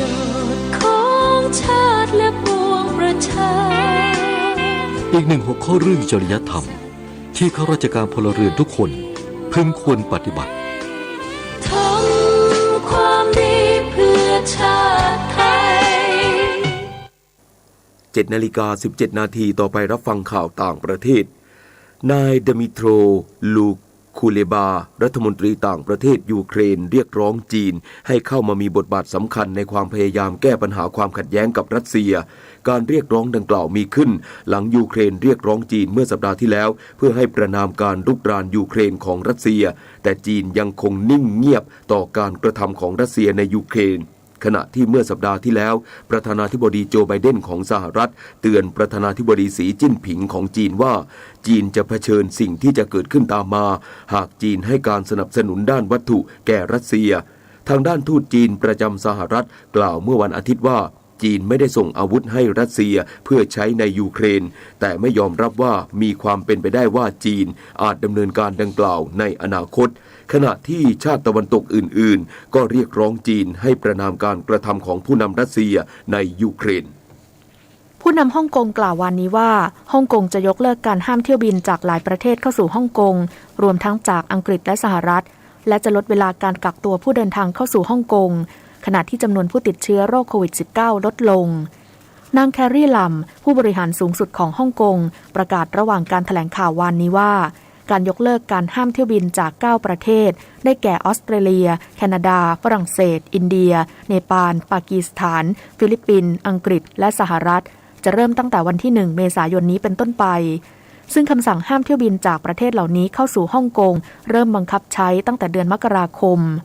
ขณะที่เจ้าหน้าที่พยายามจัดการกับการแพร่ระบาดของโควิด -19 กลายพันธุ์โอมิครอน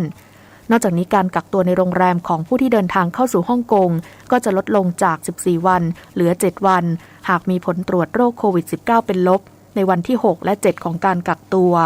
และผู้เดินทางเข้าสู่ฮ่องกงต้องฉีดวัคซีนครบโดสรวมทั้งมีผลตรวจเป็นลบก่อนเข้าสู่ฮ่องกงด้วยเจ้าหน้าที่สายการบินไชน่าอีสเทิร์นยืนยันว่ามีผู้เสียชีวิตหลังเครื่องบินที่มีประชาชน132คนประสบอุบัติเหตุตกในเขตภูเขาทางใต้ของจีนเมื่อวานนี้หลังสูญเสียการติดต่อกับศูนย์ควบคุมการจราจรทางอากาศและร่วงลงหลายพันเมตรในเวลาเพียงแค่3นาทีเจ้าหน้าที่สำนักงานบริหารการบินพลเรือนของจีนหรือ CAAC กล่าวว่าเครื่องบินโบอิ้ง 737-800 เที่ยวบินที่ MU 5735 จากนครคุนหมิงไปยังเมืองกวางโจวทางใต้ของประเทศไม่สามารถติดต่อได้ระหว่างบินอยู่เหนือเมืองอู่โจวในเขตกวางซีจ้วงในช่วงบ่ายเมื่อวานนี้และว่าเที่ยวบินดังกล่าวมีผู้โดยสาร123คนและลูกเรือ9คนเจ้าหน้าที่สายการบินยืนยันว่าอย่างน้อยประชาชนบางคนที่อยู่ในเหตุการณ์เสียชีวิตแถลงการของสายการบินระบุว่าบริษัทเสียใจอย่างสุดซึ้งต่อผู้โดยสารและลูกเรือที่เสียชีวิตในเหตุเครื่องบินตกครั้งนี้ต่อไปรับฟังข่าวกีฬาค่ะกีฬาแห่งชาติศรีสะเกษเกมสัปดาห์สุดท้ายของการชิงชัยทัพนักกีฬากรุงเทพมหานครว่าที่เจ้าเหรียญทองอีกสมัยยังทำผลงานต่อเนื่องกรีฑาวิ่งผลัด4 กุล100 เมตรหญิงสุภานิชภูลเกิดก่อนหน้านี้ได้เหรียญทองจาก100 เมตรกับ200 เมตรวิ่งเป็นไม้สุดท้ายคว้าอีกเหรียญทองให้ทีมสาวเมืองหลวงด้วยสถิติ 46.17 วินาทีส่วนผลัด4 คูณ 100 เมตรชายเหรียญทองเป็นของทีมวิ่งสุราษฎร์ธานี 40.40 วินาทีเทนนิสนักกีฬาเมืองหลวงได้หมด3 เหรียญทองจากบุคคลชายกสิดิษฐ์สำเร็จทีมชาติชุดเดวิสคัพขวดชนะเพชรฉันทะจากสุพรรณบุรี 6-4 และ 6-2 บุคคลหญิงพิมรดาจัตวาพรประดิษฐ์ทีมชาติชุดใหญ่ขวดชนะธรรมจันทร์มอมขุนทดจากนครราชสีมา 2-1 เซตและคู่ผสมชนานนท์แก้วสุทอกับวัชชนสวัสดีชนะพัชรพลกาวินกับธรรมจันทร์มอมขุนทดจากนครราชสีมา 2-1 เซตยิมนาสติกลีลาทีมชาติจากสมุทรสาครยังยอดเยี่ยมประเภททีมนำโดยการพิชชาพัฒนศักดิ์นักกีฬาดีเด่นจากครั้งก่อนคว้าเหรียญทองทำได้ 147.65 คะแนนเหรียญเงินสมุทรปราการ 135.7 คะแนนส่วนบุคคลรวมอุปกรณ์พิยดาพีละมัทุกรทำได้สูงสุด 69.5 คะแนนยกน้ำหนักรุ่น67กิโลกรัมชายอนุชาดวงศรีจำพลังทีมชาติชุดชิงแชมป์โลกกว่า3 เหรียญทองให้ชลบุรีทัศแนทยกได้127กิโลกรัมครินอันเจิร์ก155กิโลกรัมและน้ำหนักรวม127กิโลกรัม รุ่น 55 กิโลกรัมหญิงสุรจนาคำเบ้าทีมชาติจากชลบุรีได้3 เหรียญทองเช่นกันท่าสแนท87 กิโลกรัมคลีนแอนด์เจิร์ก100 กิโลกรัมและน้ำหนักรวม187 กิโลกรัมสรุปเหรียญกรุงเทพมหานครนำห่าง121 เหรียญทองตามมาด้วยเจ้าภาพ40 เหรียญทองส่วนในวันนี้ศรีสะเกษเกมชิงกันอีก53 เหรียญทองมาต่อกันที่มาโน่โพกิ้งหัวหน้าผู้ฝึกสอนทีมชาติไทยชุดใหญ่พร้อมด้วยนักเตะ26 คนเข้าตรวจหาเชื้อไวรัสโควิด -19 ก่อนการฝึกซ้อมเพื่อเตรียมอุ่นเครื่องตามปฏิทินฟีฟ่าเดย์ส่วนนักเตะที่ไม่มีชื่ออย่างพิธีวัฒน์สุขจิตธรรมกุลและสารัตน์อยู่เย็นยังอยู่ในแผนเอเชียนคัพรอบคัดเลือกที่อุซเบกิสถานโดยทีมชาติไทยจะลงสนามอุ่นเครื่องพบเนปาลวันที่ 24 มีนาคมที่ชลบุรีสเตเดียมจากนั้นวันที่ 27 มีนาคมพบทีมชาติสุรินามที่บีจีสเตเดียมเวลาเดียวกัน 19 นาฬิกาสมาคมกีฬากอล์ฟอาชีพอาวุโสไทยจัดการแข่งขันไทยซีเนียร์ทัวร์ 2022 รายการ NFDF ไทยซีเนียร์อันพายโอเพ่นชิงเงินรางวัลรวม1 ล้านบาทวันที่ 23-25 มีนาคมที่จังหวัดเชียงใหม่มีโปรฝีมือดีอายุ 50 ปีขึ้นไปอย่างประหยัดมากแสงถาวรวิรจันทร์และอุดรดวงเดชานำทัพเหล่านักกอล์ฟอาวุโสลงชิงชัยพงษ์เกษมสมศุขรายงานต่อไปเป็นพยากรณ์อากาศประกาศกรมอุตุนิยมวิทยาเรื่องพายุดิเปรสชันบริเวณทะเลอันดามันตอนบนฉบับที่ 8 เมื่อเวลา 4 นาฬิกาของวันนี้พายุไซโคลนอัศนีบริเวณทะเลอันดามันตอนบนได้อ่อนกำลังลงเป็นพายุดิเปรสชันแล้วโดยมีศูนย์กลางอยู่ที่ลัติจูด 14.5 องศาเหนือลองจิจูด 94.0 องศาตะวันออกมีความเร็วลมสูงสุดใกล้ศูนย์กลางประมาณ 60 กิโลเมตรต่อชั่วโมงพายุนี้กำลังเคลื่อนตัวไปทางทิศเหนือด้วยความเร็วประมาณ 13 กิโลเมตรต่อชั่วโมงคาดว่าจะเคลื่อนขึ้นฝั่งบริเวณประเทศเมียนมาในวันนี้ส่งผลให้ลมใต้และลมตะวันออกเฉียงใต้ที่พัดปกคลุมภาคเหนือภาคกลางภาคตะวันออกและภาคใต้มีกำลังแรงขึ้นทำให้ประเทศไทยมีฝนเพิ่มขึ้นกับมีฝนตกหนักบางแห่งบริเวณภาคเหนือภาคกลางภาคตะวันออกและภาคใต้สำหรับคลื่นลมบริเวณทะเลอันดามันและอ่าวไทยมีกำลังแรงขึ้นโดยบริเวณทะเลอันดามันตอนบนมีคลื่นสูงประมาณ2 เมตรบริเวณที่มีฝนฟ้าคะนองคลื่นสูงประมาณ3 เมตรส่วนทะเลอันดามันตอนล่างและอ่าวไทยมีคลื่นสูง 1-2 เมตรบริเวณที่มีฝนฟ้าคะนองคลื่นสูงประมาณ2 เมตรขอให้ชาวเรือบริเวณทะเลอันดามันและอ่าวไทยควรเดินเรือด้วยความระมัดระวังและหลีกเลี่ยงการเดินเรือบริเวณที่มีฝนฟ้าคะนองสำหรับเรือเล็กบริเวณทะเลอันดามันตอนบนควรงดออกจากฝั่งจนถึงวันที่ 22 มีนาคม 2565 พยากรณ์อากาศตั้งแต่เช้าวันนี้จนถึงเช้าวันพรุ่งนี้ภาคเหนืออากาศร้อนโดยมีฝนฟ้าคะนอง60%ของพื้นที่กับมีลมกระโชกแรงและมีฝนตกหนักบางแห่งภาคตะวันออกเฉียงเหนืออากาศร้อนโดยมีฝนฟ้าคะนอง60%ของพื้นที่และมีลมกระโชกแรงบางแห่งภาคกลางมีฝนฟ้าคะนอง60%ของพื้นที่กับมีลมกระโชกแรงและมีฝนตกหนักบางแห่งภาคตะวันออกมีฝนฟ้าคะนอง60%ของพื้นที่และมีฝนตกหนักบางแห่งลมตะวันออกเฉียงใต้ความเร็ว 15-30 กิโลเมตรต่อชั่วโมงทะเลมีคลื่นสูงประมาณ1 เมตรบริเวณที่มีฝนฟ้าคะนองคลื่นสูงมากกว่า1 เมตรภาคใต้ฝั่งตะวันออกมีฝนฟ้าคะนอง60%ของพื้นที่และมีฝนตกหนักบางแห่งลมตะวันออกเฉียงใต้ความเร็ว 15-35 กิโลเมตรต่อชั่วโมงทะเลมีคลื่นสูง 1-2 เมตรบริเวณที่มีฝนฟ้าคะนองคลื่นสูงประมาณ2 เมตรภาคใต้ฝั่งตะวันตกมีฝนฟ้าคะนอง60%ของพื้นที่และมีฝนตกหนักบางแห่งตั้งแต่จังหวัดภูเก็ตขึ้นมาลมตะวันตกเฉียงใต้ความเร็ว 20-35 กิโลเมตรต่อชั่วโมงทะเลมีคลื่นสูงประมาณ2 เมตรบริเวณที่มีฝนฟ้าคะนองคลื่นสูงมากกว่า3 เมตรตั้งแต่จังหวัดกระบี่ลงไปลมตะวันออกเฉียงใต้ความเร็ว 15-35 กิโลเมตรต่อชั่วโมงทะเลมีคลื่นสูง 1-2 เมตรบริเวณที่มีฝนฟ้าคะนองคลื่นสูงประมาณ2 เมตรกรุงเทพมหานครและปริมณฑลมีเมฆเป็นส่วนมากกับมีฝนฟ้าคะนอง40%ของพื้นที่และมีฝนตกหนักบางแห่งสภาวะระดับน้ำในแม่น้ำเจ้าพระยาที่หน้ากองบัญชาการกองทัพเรือคำนวณโดยกรมอุทกศาสตร์กองทัพเรือวันนี้น้ำขึ้นเต็มที่เวลา 7:43 นาทีสูงกว่าระดับทะเลปานกลาง1 เมตร 21 เซนติเมตรและเวลา 21:30 นาทีสูงกว่าระดับทะเลปานกลาง 1 เมตร 45 เซนติเมตรน้ำลงเต็มที่เวลา 3 นาฬิกา 2 นาทีต่ำกว่าระดับทะเลปานกลาง 4 เซนติเมตรและเวลา 15 นาฬิกา 56 นาทีต่ำกว่าระดับทะเลปานกลาง 58 เซนติเมตรวันนี้ที่ประภาคารกาญจนาภิเษกแหลมพรหมเทพจังหวัดภูเก็ตดวงอาทิตย์ตกเวลา 18 นาฬิกา 37 นาที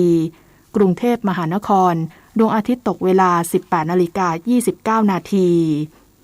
ขณะที่เมื่อวานนี้กรมฝนหลวงและการบินเกษตรได้ขึ้นบินปฏิบัติการฝนหลวงจำนวน 2 หน่วยปฏิบัติการ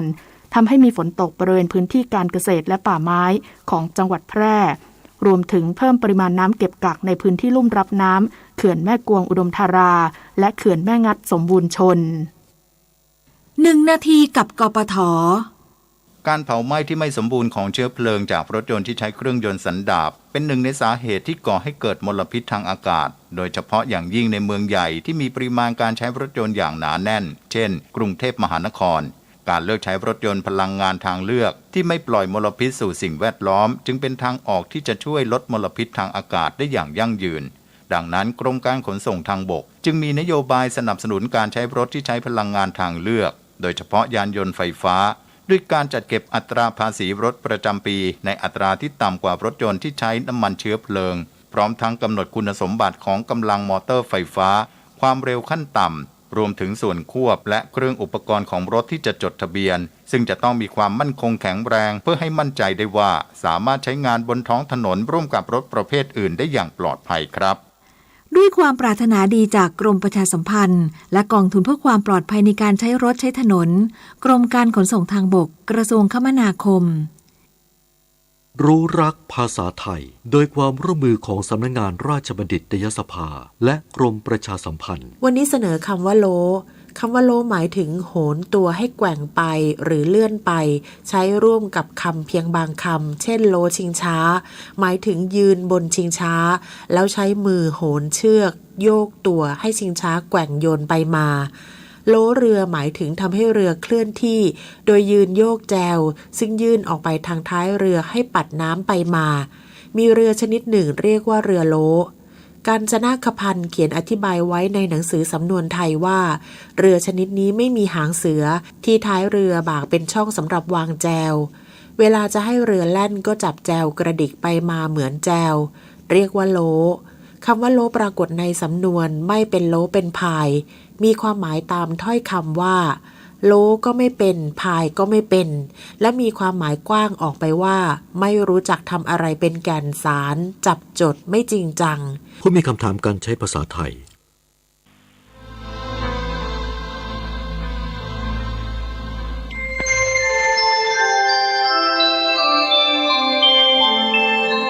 ขณะนี้ท่านกำลังฟังสถานีวิทยุกระจายเสียงคลื่นเพื่อการศึกษาพระพุทธศาสนาและวัฒนธรรมระบบ FM 104.5 เมกะเฮิรตซ์ออกอากาศณวัดฝายหินตำบลสุเทพอำเภอเมืองจังหวัดเชียงใหม่โทรศัพท์053-226-058-053-810-406 053-943-691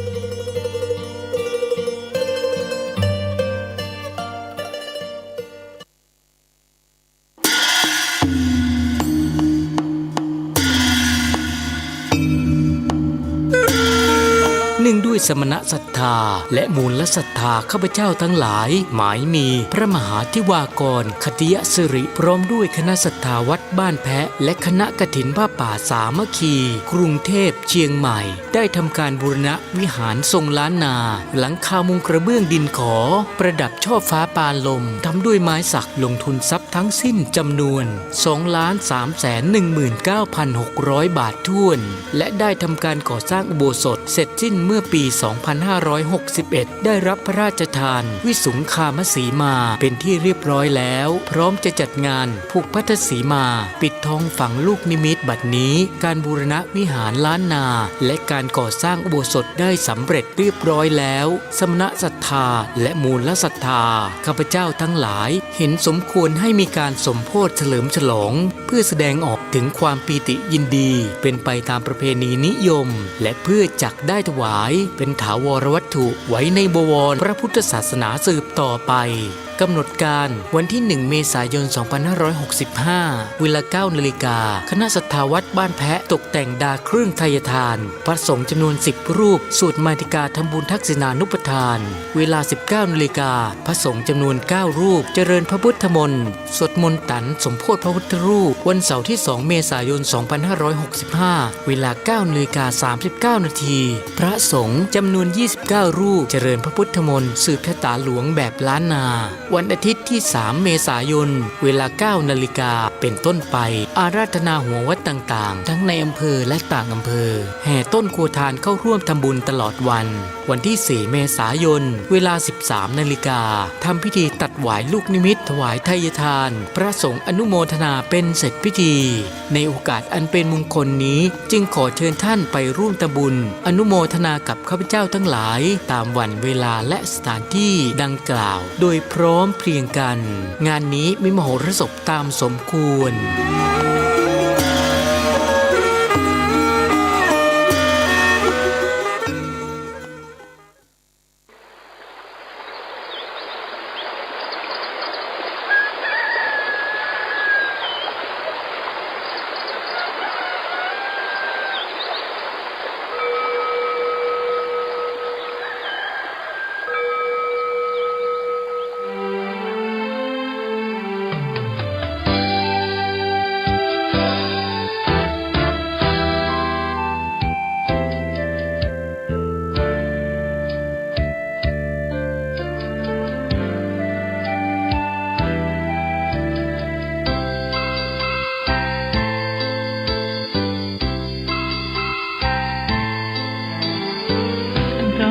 ที่ปานน้ำงดงามสูงเด่น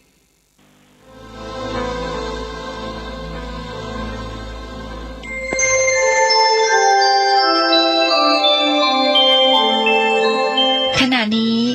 ท่านกำลังฟังสถานีวิทยุกระจายเสียงพระพุทธศาสนา FM 104.5 เมกะเฮิรตซ์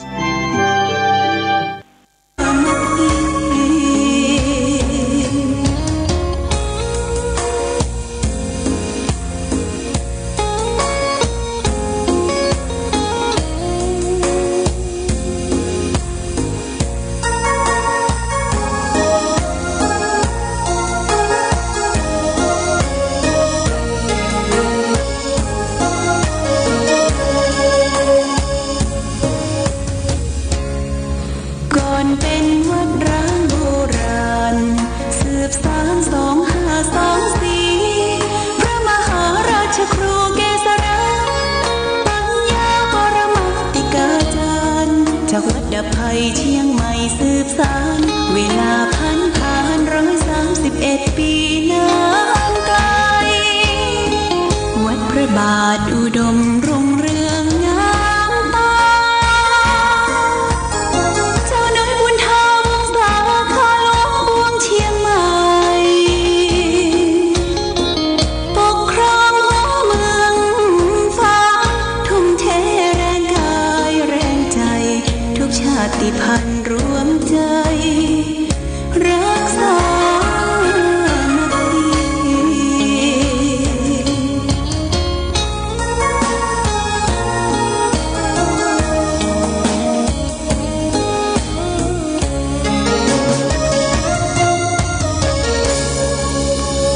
ขอนอบน้อมต่อพระรัตนตรัยแก้วเจ้าสามประการน้อมเอาคุณพระพุทธเจ้าคุณพระธรรมเจ้าคุณพระสังฆเจ้าคุณพระอรหันตเจ้าคุณพระอริยสงฆ์เจ้าจุตนจุองค์ได้เมตตาแผ่ปารมีมาปกปักรักษาปกเก่าเกษาครูบาอาจารย์พระมหาเถระพระเถรานุเถระเพื่อนสหธรรมิกสหพรหมจารีทุกรูปทุกองค์ปกห่มรักษาศรัทธาสาธุชนคนเฒ่าคนแก่อีป่ออีแม่ผิวสนใจใฝ่ในธรรมทั้งหลายเจ้าวันนี้เป็นวันสำคัญเป็นวันมังกละเป็นวันดีวันงามสถาพี่น้องทั้งหลาย อาตมาภาพพระมหาสมชาติชาตปัญโยได้รับเมตตาจากครูบาอาจารย์พระมหาเถระที่อาตมาเคารพนับถือท่านพระครูสุจิตานุรักษ์ด็อกเตอร์เจ้าคณะอำเภอฝางเจ้าอาวาสวัดพระบาทอุดมน้ำบ่อสาวาเอามหามาก็ดีแล้วจัดรายการตอนเจ้าแตนตุปอกังตุปอตอนรับสถาญาติโยมแล้วก็จัดเตรียมดาสถานที่ให้เรียบร้อยก่อนที่จะมีงานทักษิณานุปทานเจ้านี้ก็ได้รับมอบหมายจากครูบาอาจารย์หลวงพ่อซึ่งเป็นเจ้าของรายการธรรมะประทีปส่องต่างทุกเจ้า7 โมง7 โมงเกินถึง8 โมงสถานตั้งหลายก็ถือว่าอาตมาได้รับโอกาสที่ดีจากครูบาอาจารย์ก็ขอน้อมไว้สาแสดงความเคารพแสดงความนับถือต่อครูบาอาจารย์เจ้าในเครือข่ายคลื่นสีขาวก็ดีแล้วก็ครูบาอาจารย์เจ้าทุกวัดทุกวาทุกสำนักสงฆ์ทุกสถานที่ปฏิบัติธรรมที่เข้ามาฟังรายการกับสถาสาธุชนโดยเหมือนกันรายการธรรมะประทีปส่องต่างซึ่งอาตมาเคยได้ฟังก็ครูบาอาจารย์หลายวัดหลายวาเปิ่นฟังอยู่สถาสาธุชนเฒ่าแก่อีปออีแม่ตั้งหลายวันนี้อาตมาภาพลูกหลานของท่านพระมหาสมชาติชาตปัญโยได้เดินทางมาจากอุทยานธรรมพระสุนทรมุนีมาช่วยการช่วยงานครูบาอาจารย์ในเครือข่ายคลื่นสีขาวที่ดอยนางแก้วตั้งแต่วันที่13ฮอดถึงวันที่20จบงานแล้วก็มาพักที่ป่าจ้าบ้านดงไหลข้ามเนาะที่เวียงป่าเป้าคืนนึงไปช่วยเหลืองานครูบาอาจารย์ที่ดงไหลข้ามแม่ชีวันทนีท่านพระอาจารย์เจ้าอาวาสวัดสุพรรณเนาะวัดศรีสุพรรณที่เวียงป่าเป้าแม่ขจารจากนั้นก็ได้เดินทางมาถึงที่นี่วัดพระบาทอุดมน้ำบ่อสาวาสำนักวิปัสสนาน้ำบ่อสาวาที่นี่ตั้งแต่ตะวามตอนเที่ยงป่ายสักน้อยเนาะก็ได้มาพักผ่อนที่นี่แล้วสถานตั้งหลายอีพ่ออีแม่ติดตามไร้สดของอาตมาก็ดีติดตามรายการทั้งวิทยุที่ผ่านมาก็ทราบแล้วนะว่าอาตมาจะมาที่นี่นะวันนี้เจอแล้วหัวหน้าผู้ปฏิบัติธรรมวันเสาร์โยมแม่จงดีเชื้อกันหาอีแม่ไปซื้อของติกาแต่เจ้าอาตมาไปบิณฑบาตไปซุปใส่กันพอดีอีแม่ก็มาใส่บาตรอาตมาแต่เจ้านี้เนาะพ่อหมออินทร์ก็รู้แล้วว่าอาตมาเดินทางมาพ่อบุญปั่นมโนครอีพ่อได้ทราบข่าวว่าประสบอุบัติเหตุข้อเท้าพลิกอีนะคงจะมาร่วมงานของหลวงพ่อบ่ได้ก็ว่าจะได้อันนี้พี่น้องเมืองฝางพี่น้องชัยประการพี่น้องแม่อายพี่น้องถาดตอนที่ฟังรายการอยู่ขณะนี้เนอะพี่น้องเวียงป่าเป้าเพิ่นก็จะเดินทางมาวันพุธส่วนใหญ่จะมาวันพุธเพราะว่าวันพุธนี้ถ้ามาวันนี้วันพุธก็บ่ได้มานะเพราะวันพุธนี้เป็นวันสำคัญแห่งวันหนึ่งเหมือนกันคือยกชัดพระธาตุวัดพระบาทอุดมน้ำบ่อสาวาที่เปิ่นบูรณะปฏิสังขรณ์เป็นพระธาตุใหม่ที่สง่างามก่อนที่จะเนี่ยอย่างต่อไปเปิ่นจะยกชัดเอาวันเอาเลิกเอายามเหตุก่อนในวันพุธเนอะพี่น้องเวียงป่าเป้าจะมาวันพุธแจ้งคือพี่น้องต่างเมืองฝั่งชัยประการแม่อายถาดตอนของเขาได้รับทราบว่าพี่น้องต่างบ้านต่างจองต่างเชียงใหม่ต่างลำปูนลำปางก็มาเนอะมาร่วมงานกับพี่น้องหมู่เฮาอันนี้คือครอบครัวคลื่นสีขาวสถานตั้งหลายเฮาไปทำอย่างที่ไหนไปอย่างที่ไหนงานของครูบาอาจารย์สถาญาติโยมได้ทราบข่าวจากคลื่นสีขาวแล้วส่วนใหญ่ก็จะเดินทางจากใกล้จะไกลบอกว่าขอได้ไปสักการะบูชาคุณงามความดีบูชาคุณของครูบาอาจารย์เฮาก็ไปกันเนาะอาตมาภาพมาในนาม ของตัวแทนของคลื่นสีขาวเพื่อชาวประชาจังหวัดลำปางส่วนใหญ่เปิ้นก็ไกลล้ำไกลเหลือศรัทธาแล้วก็บางคนที่ฟังรายการเนี้ยบ่มีรถบ่มีราศรัทธาเฮ้ยก็ฟังอยากมาเสียงเตี้ยแต่มาบ่ได้ก็ฝากสตางค์มาให้มาหอมหลวงพ่อเนาะอาตมารับซองมาจากลำปางเป็นซาวพระศรัทธาก็เอามาให้หลวงพ่อเมื่อวันก่อนเนาะที่วัดพระธาตุ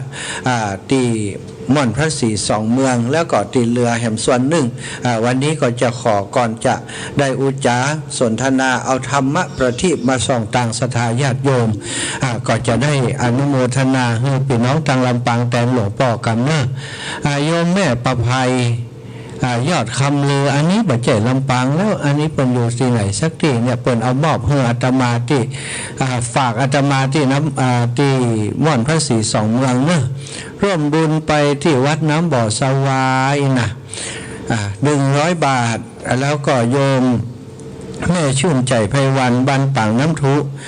ฝากทำบุญวัดพระบาทอุดมน้ำบ่อสวาแห่ม100 บาทเนอะแล้ว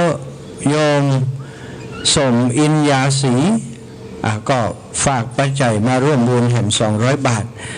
อีกส่วนหนึ่งอาตมาได้ถวายหลวงพ่อไปแล้วศรัทธาก็เดี๋ยวหลวงพ่อเข้ารายการวันอื่นๆก็จะประกาศให้ทราบเมื่อตะกี้นี้แม่ชีวันธนีอิ่มรัตนรักษ์ร่วมบุญการน้ำกับไฟสถานีวิทยุ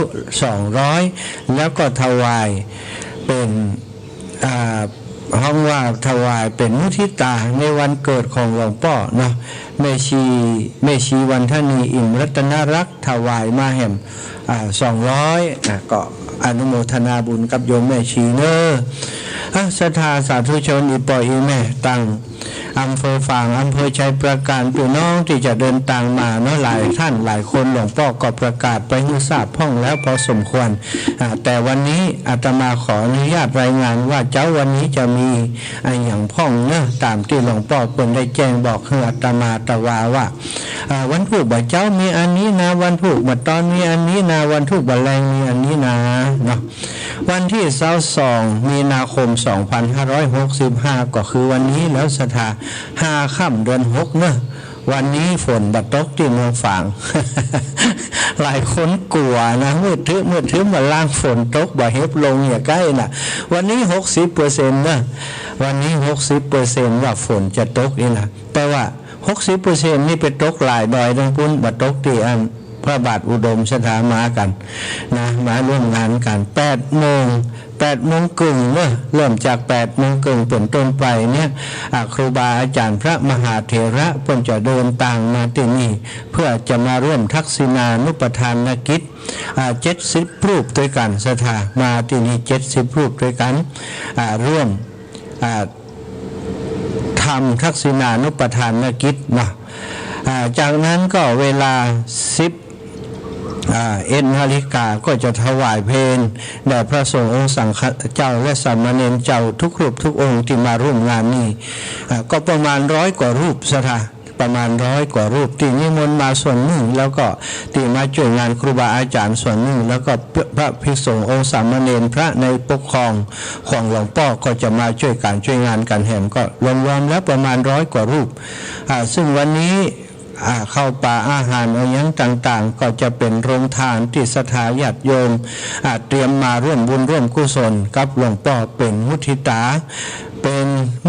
าในวันเนื่องในวันคล้ายวันเกิดของหลวงพ่อโดยที่สำคัญศรัทธาทั้งหลายเมื่อจะมีวันเกิดจะมีการทำบุญเจริญพระพุทธมนต์สืบชะตาอะไรอย่างก็แล้วแต่เนาะเปิ้นก็จะมีพิธีทักษิณานุปทานกิจเหี่ยก่อนทักษิณานุปทานกิจเป็นพิธีที่ลูกหลานลูกศิษย์ลูกหาจะพึงทำต่อครูบาอาจารย์ต่อผู้มีอุปการะคุณต่อเฮามาก่อนหลวงพ่อเป็นพระสงฆ์องค์สังฆเจ้าที่ปฏิบัติดีปฏิบัติชอบแล้วที่สำคัญเป็นมีความเจริญรุ่งเรืองในพระพุทธศาสนาตามขั้นตอนต่างๆหลวงพ่อมีความสนใจในเรื่องการเผยแพร่แล้วที่สำคัญ หลวงพ่อเป็นผู้ที่มีความกตัญญูกตเวทีต่อครูบาอาจารย์ต่ออุปชาอาจารย์ต่อผู้บังเกิดเก่าจึงทำให้หลวงพ่อเจริญรุ่งเรืองมาตลอดศรัทธาทักษิทานรูปทานกิจเป็นกิจที่ผู้เป็นลูกเป็นหลานเป็นลูกศิษย์ลูกหาจะพึงกระทำซึ่งหลวงพ่อจะทำทักษิณานุปทานกิจเวลา9 โมงถึง 11 โมงนี่แหละพิธีจะเริ่มศรัทธาทั้งหลายอยู่ใกล้กันก็มาเป็นกำลังใจมาร่วมบุญร่วมโดยช่วยกัน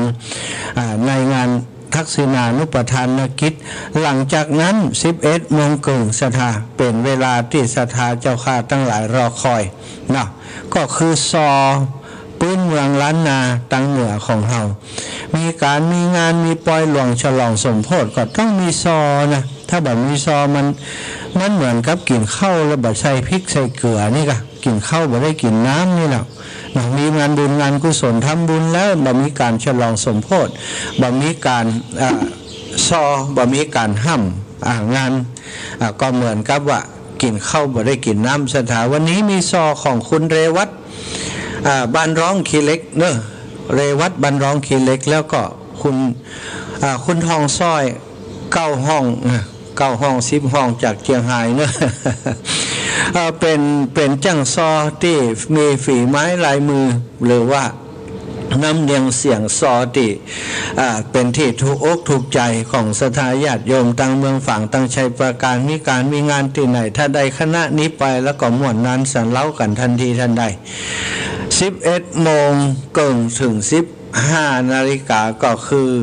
11 โมงเกินถึง3 โมงศรัทธาเนาะอาจจะเลยไปสักหน่อยบอกนะเพราะว่าถ้ามันม่วนนั้นสันเล่าก็อาจจะต่อเวลาคืออันจังซอได้สนุกสนานเจ้าบ้านได้ม่วนได้นันกันต่อไปแฮมจากนั้นเสร็จจากจังซอบ่แรงบ่ค่ำแล้วกานะวันนี้ศรัทธาญาติโยมเป็นโอกาสอันดีอันงามของพี่น้องเมืองฝั่งเฮาหลังจากที่บ่ได้ปะครูบาอาจารย์ในเครือข่ายคลื่นสีขาวมาเมินมานานแล้วบอกก่อนจะมีธรรมะสัญจรปีหนึ่งครั้งหนึ่งเนาะมาการที่วัดพระบาทอุดมที่นี่แต่ช่วงที่ผ่านมาสถานการณ์เรื่องโควิดโความเนี่ยจนพอบกล้าจัดการจัดงานไออย่างศรัทธาก็ไปพบว่ากันที่งาน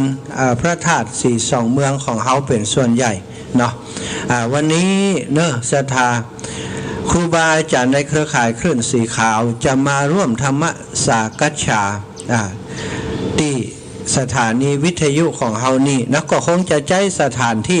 บนศาลาหลังใหญ่ของเฮาเนี่ยเพราะว่าครูบาอาจารย์มากันหลายรูปหลายองค์แล้วก็ศรัทธาญาติโยมก็จะมาต้อนรับขับสู่ดูแลติดตามครูบาอาจารย์มาแหมก็ส่วนหนึ่งเนาะ20 นาฬิกาถึง22 นาฬิกาจะพบปะครูบาอาจารย์ในเครือข่ายคลื่นสีขาวเนอะในเครือข่ายคลื่นสีขาวนะก็ขอศรัทธาญาติโยมทั้งหลายจงเตรียมตัวเตรียมใจมาพบปะครูบาอาจารย์ขอได้มาพบปะกันก็พอบัดตั้งเตรียมมาอย่างมานักเตรียมใจมาเตรียมล้างจิตล้างใจมานั่งฟังครูบาอาจารย์กันนอกสถานทั้งหลาย20 นาฬิกาถึง22 นาฬิกาซึ่งนำโดยท่านพระครูอภิวัฒนวิกรมตอนนี้กำลังเดินทางมาแล้วสถานแห่งบะเมินก็จะถึงแล้วนะท่านพระครูอภิวัฒนวิกรมพร้อมกับคณะครูบาอาจารย์ตุลุงชัยวัฒน์นาคเสโนหรือว่าตุลุงยองที่ศรัทธาหู้จักกันดีแล้วก็ท่านเจ้าพระครูสุเมธท่านพระอาจารย์วรรณชัยท่านหลายพระครูเนาะศรัทธาทั้งหลายเนาะไปก็จะนักลงไปนะแล้วก็ทางฝั่งเวียงปะเป้าเจียงไฮ้หลวงปู่พระครูปฏิภาณธรรมถิ่นตุลุงดอยของศรัทธาทั้งหลายก็จะป้าคณะลูกศิษย์ลูกหาลูกหลานนักจัดรายการจากฝั่งทางเวียงปะเป้าทางเจียงไฮ้เดินทางมาส่วนทางลำปางนี้ก็ลักมาตะวาแล้วพระมหาสมชาติชาตาปัญโยนั่งอยู่นี่ลักมาตะวาแล้วกว่าบัตันเพิ่นมาถึงตะวาแล้วก็ท่านพระอาจารย์สาธิตธีระปัญโยก็จะเดินทางทิศตามมาคงจะมาถึงวันพุธเหมือนกันศรัทธาวันนี้จะตันบัตันเพราะอาจารย์สาธิตแต่เจ้าออกรายการอยู่เนาะตอนนี้เพิ่นกำลังเปิดโอกาสให้ศรัทธาญาติโยมหอมต้นไม้ติสถาบันธรรมาภิวัตรเพิ่นจะปลูกวันที่17 พฤษภาเนอะศรัทธาถ้าจำบ่ผิดนะเป็นวันครบรอบ 10 ปีของการไปพัฒนาที่สถาบันธรรมาภิวัตรสถาญาติโยมไผ่จะให้หอมเป็นต้นไม้ไปปลูกที่สถาบันธรรมาภิวัตรต้นละ200นะต้นละ200รวมถึงกาปลูกหมายความว่าขุดหลุมขุดดินพร้อมนะนี่นะความจริงกาต้นไม้ก็สัก100ป่ายสักน้อยนี่กะอาจารย์เพิ่นก็ว่าเอา200ไปเด้อเพื่อสถาญาติโยมเพิ่นจะได้บ่เป็นภาระมาขุดหลุมคนเดียวอีนะถ้า100นี่ต้องไปขุดหลุมคนเดียว ไปหดน้ำคนเดียวเนอะสถาอันนี้200จบนะก็ครบในเซตนี้ไปเลยเนอะโปรโมชั่นพิเศษสถาญาติโยมจะให้จะหอมเปิ่นก็ติดต่อที่สถาบันธรรมาภิวัตรหรือฝากที่ครูบาอาจารย์รูปใดก็ได้อาตมาก็รับฝากเหมือนกันนะไปสถาบันธรรมาภิวัตรอันนี้งานวันที่22มีนาคมเนอะ20 นาฬิกาถึง22ธรรมสากัจฉาคลื่นสีขาวเพื่อชาวประชาและที่สำคัญวันนี้มีวิทยุแจกด้วยเนอะสถาครูบาอาจารย์เป็นเตรียมวิทยุมากี่เครื่องบอกหัวแต่นักนะเอามาแจกด้วยเพราะฉะนั้นสถาติวิทยุมันเก่าไปแล้วมาฟังกันนักเพื่อนจะชิงโชคกันจะได้บอกหัวตอบปัญหาธรรมะก็บอกหัวนะเนาะวันนี้วันที่22มีงานประมาณนี้สถาทั้งหลายแล้วก็วันที่23มีนา6 ค่ำเดือน6ค่ำเดือน6เป็นวันดีวันงามเนอะสถาทั้งหลาย6 ค่ำเดือน6 9 นาฬิกาถึง19ถึง10 นาฬิกาเนาะ9 นาฬิกาเป็นต้นไปเนี่ยจะมีพิธีสู่ขวัญพิธีเรียกขวัญของหลวงพ่อท่านพระครูสุจิตานุรักษ์เนาะเป็นโทรเรียกขวัญอย่างต่างๆซึ่งโดยท่านพระเทพรัตนานายกเจ้าคณะจังหวัดลำพูนนะวัดพระธาตุหริพุนชัยก็จะมาเป็นประธานสงฆ์นะเป็นประธานสงฆ์โดยแล้วก็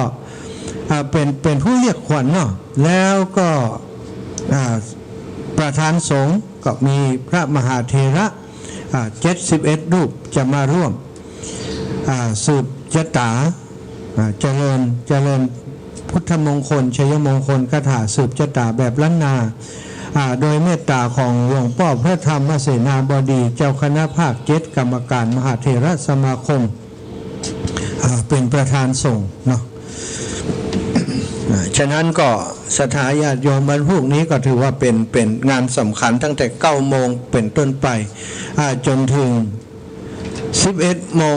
39 นาทีก็เป็นเวลาดีที่จะยกชัดถวายจตุปัจจัยทายธรรมแต่พระเถระที่มาเจริญพระพุทธมงคลชัยมงคลคาถายกชัดนะก็เป็นอันเสร็จพิธีเนอะสถานทั้งหลายเอาละโยมแม่โทรมาแล้วตอนนี้ก็เปิดโอกาสให้โทรก็แล้วกันนะคงจะมีอะไรอย่างเพิ่มเติมมาเจริญปอนโยมแม่จงดีเจ้าขอโทษด้วยเจ้าอันพอดีท่าน40,000โทรมาแบบประชาสัมพันธ์ด้วย1จะมีเรียนโอ้แต่ดีละอีแม่โอ้ศรัทธาญาติโยมเนอะอีแม่ก็มีคนถามขนาดนักเหมือนกันว่าอันเหรียญมีก็หมดแล้วยังเนาะขอบคุณอีแม่นะเดี๋ยวป้ากันแม่จะเลินปอนโอ้ดีใจอีแม่โทรมาแจ้งอันนั้นก่อนลืมได้นะนี่เวลาจะหมดนะอันเขาบอกอนุญาตให้โทรแล้วเนอะอันมันจะเวลาจะเหลือน้อยเนาะศรัทธาวันเดียวนี้ใครจะต้องการอู้จากันมาป้ากันเนี่ยนะบ่ต้องโทร ครูบา40,000ได้รับมอบหมายจากเครือข่ายของครูบาอาจารย์ที่เวียงปะเป้าที่ทำหน้าที่ปูจาเหรียญเฮือสถาปูจาสำหรับพี่น้องเมืองฝางมีรายการพิเศษเนอะบัดต้องไปปูจาที่เวียงปะเป้าที่ดอยสะเก็ดมาปูจาที่วัดพระบาทอุดมวันนี้วันพุธ2 วันนี้นะมาปุจจาได้เลยตีนี้บ่ต้องจองนี่คือสิทธิพิเศษแล้วก็ราคายังเป็นราคาเดิมเนาะราคา100 บาทเหรียญพระเจ้า42 เมืองเหรียญเจดีย์42 เมืองอยู่โดยกันนะเหรียญเดียวกันนะ100 บาทแล้วก็เหรียญแม่นางแก้วเหรียญก้าแม่นขายมานยันแม่นางแก้วอยู่ในเหรียญเดียวกันก็เหรียญละ100 บาทเหมือนกันสถานก็เตรียมไว้เนอะเตรียมไว้วันนี้ถ้าครูบา40,000มา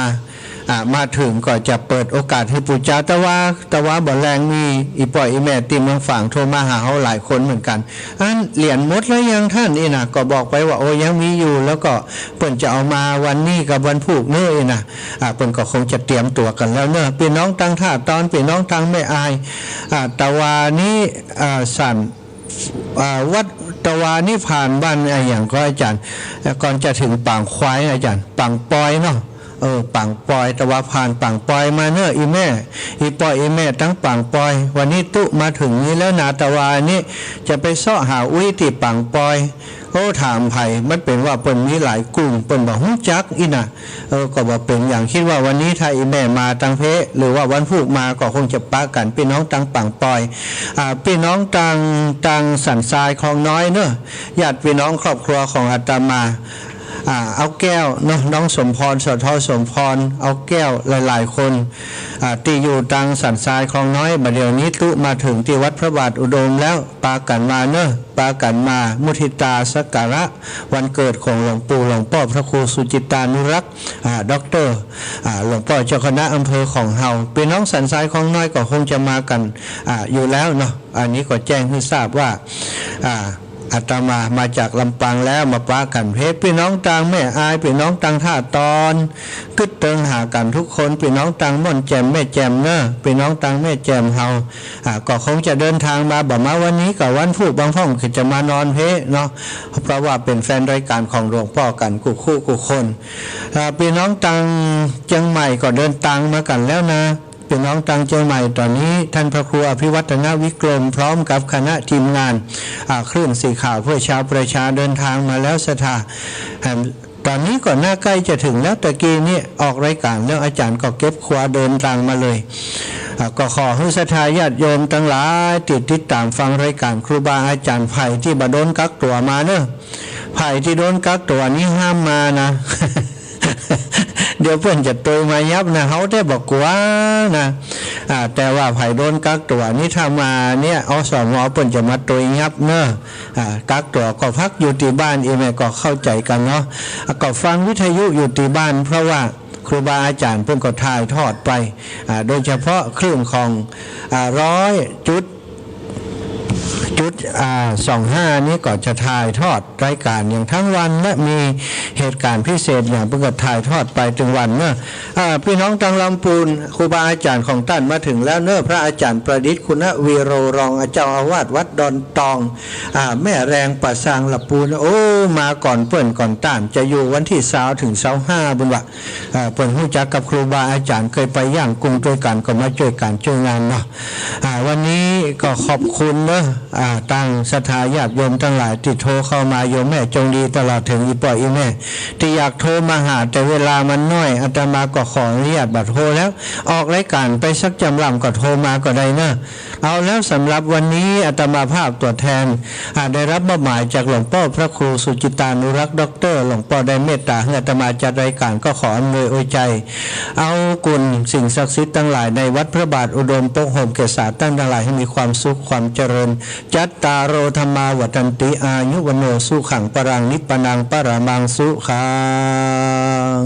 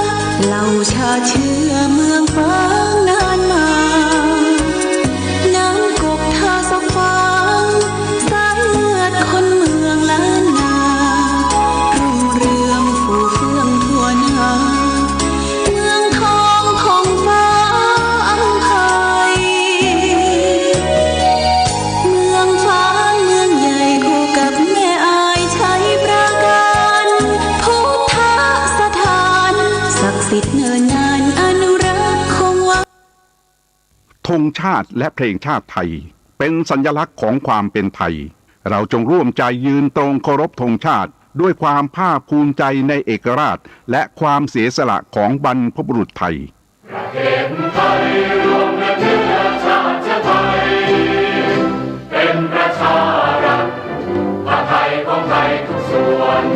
อยู่ดำรงคงไว้ได้ทั้งมวลด้วยเพลล้วนหมายรักษาพันยินไทยนิรักสงบแต่ถึงรบไม่กล้าเอกราชจะไม่ให้ใครคุมขีสละเลือดทุกอย่างเป็นชาติทะเล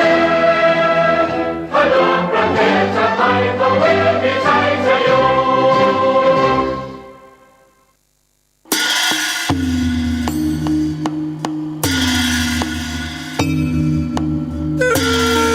เนื่องด้วยสมณศรัทธาและมูลศรัทธาข้าพเจ้าทั้งหลายหมายมีพระมหาธิวากรคติยสิริพร้อมด้วยคณะศรัทธาวัดบ้านแพะและคณะกฐินผ้าป่าสามัคคีกรุงเทพเชียงใหม่ได้ทำการบูรณะวิหารทรงล้านนาหลังคามุงกระเบื้องดินขอประดับช่อฟ้าปานลมทำด้วยไม้สักลงทุนทรัพย์ทั้งสิ้นจำนวน 2,319,600 บาทถ้วนและได้ทำการก่อสร้างอุโบสถเสร็จสิ้นเมื่อปี 2561 ได้รับพระราชทานวิสุงคามสีมาเป็นที่เรียบร้อยแล้วพร้อมจะจัดงานผูกพัทสีมาปิดทองฝังลูกนิมิตบัดนี้การบูรณะวิหารล้านนาและการก่อสร้างอุโบสถได้สำเร็จเรียบร้อยแล้วสมณศรัทธาและมูลศรัทธาข้าพเจ้าทั้งหลายเห็นสมควรให้มีการสมโภชเฉลิมฉลองเพื่อแสดงออกถึงความปีติยินดีเป็นไปตามประเพณีนิยมและเพื่อจักได้ถวายเป็นถาวรวัตถุไว้ในบวรพระพุทธศาสนาสืบต่อไปกำหนดการวันที่ 1 เมษายน 2565 เวลา 9 นาฬิกาคณะศรัทธาวัดบ้านแพะตกแต่งดาเครื่องไทยทานพระสงฆ์จำนวน 10 รูปสวดมาติกาทำบุญทักษิณานุปทานเวลา 19 นาฬิกาพระสงฆ์จำนวน 9 รูปเจริญพระพุทธมนต์สวดมนต์ตันสมโภชพระพุทธรูปวันเสาร์ที่ 2 เมษายน 2565 เวลา 9 นาฬิกา 39 นาทีพระสงฆ์จำนวน 29 รูปเจริญพระพุทธมนต์สืบชะตาหลวงแบบล้านนาวันอาทิตย์ที่ 3 เมษายน เวลา 9 นาฬิกาเป็นต้นไปอาราธนาหัววัดต่างๆทั้งในอำเภอและต่างอำเภอแห่ต้นโคทานเข้าร่วมทำบุญตลอดวันที่ 4 เมษายน เวลา 13 นาฬิกาทำพิธีตัดหวายลูกนิมิตถวายไทยทานพระสงฆ์อนุโมทนาเป็นเสร็จพิธีในโอกาสอันเป็นมงคลนี้จึงขอเชิญท่านไปร่วมทำบุญอนุโมทนากับข้าพเจ้าทั้งหลายตามวันเวลาและสถานที่ดังกล่าวโดยพร้อมเพรียงกันงานนี้มีมโหรสพตามสมควร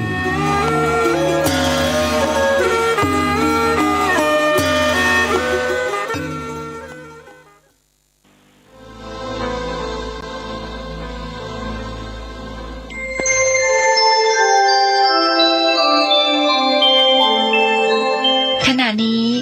ท่านกำลังฟังสถานีวิทยุกระจายเสียง FM 104.5 เมกะเฮิรตซ์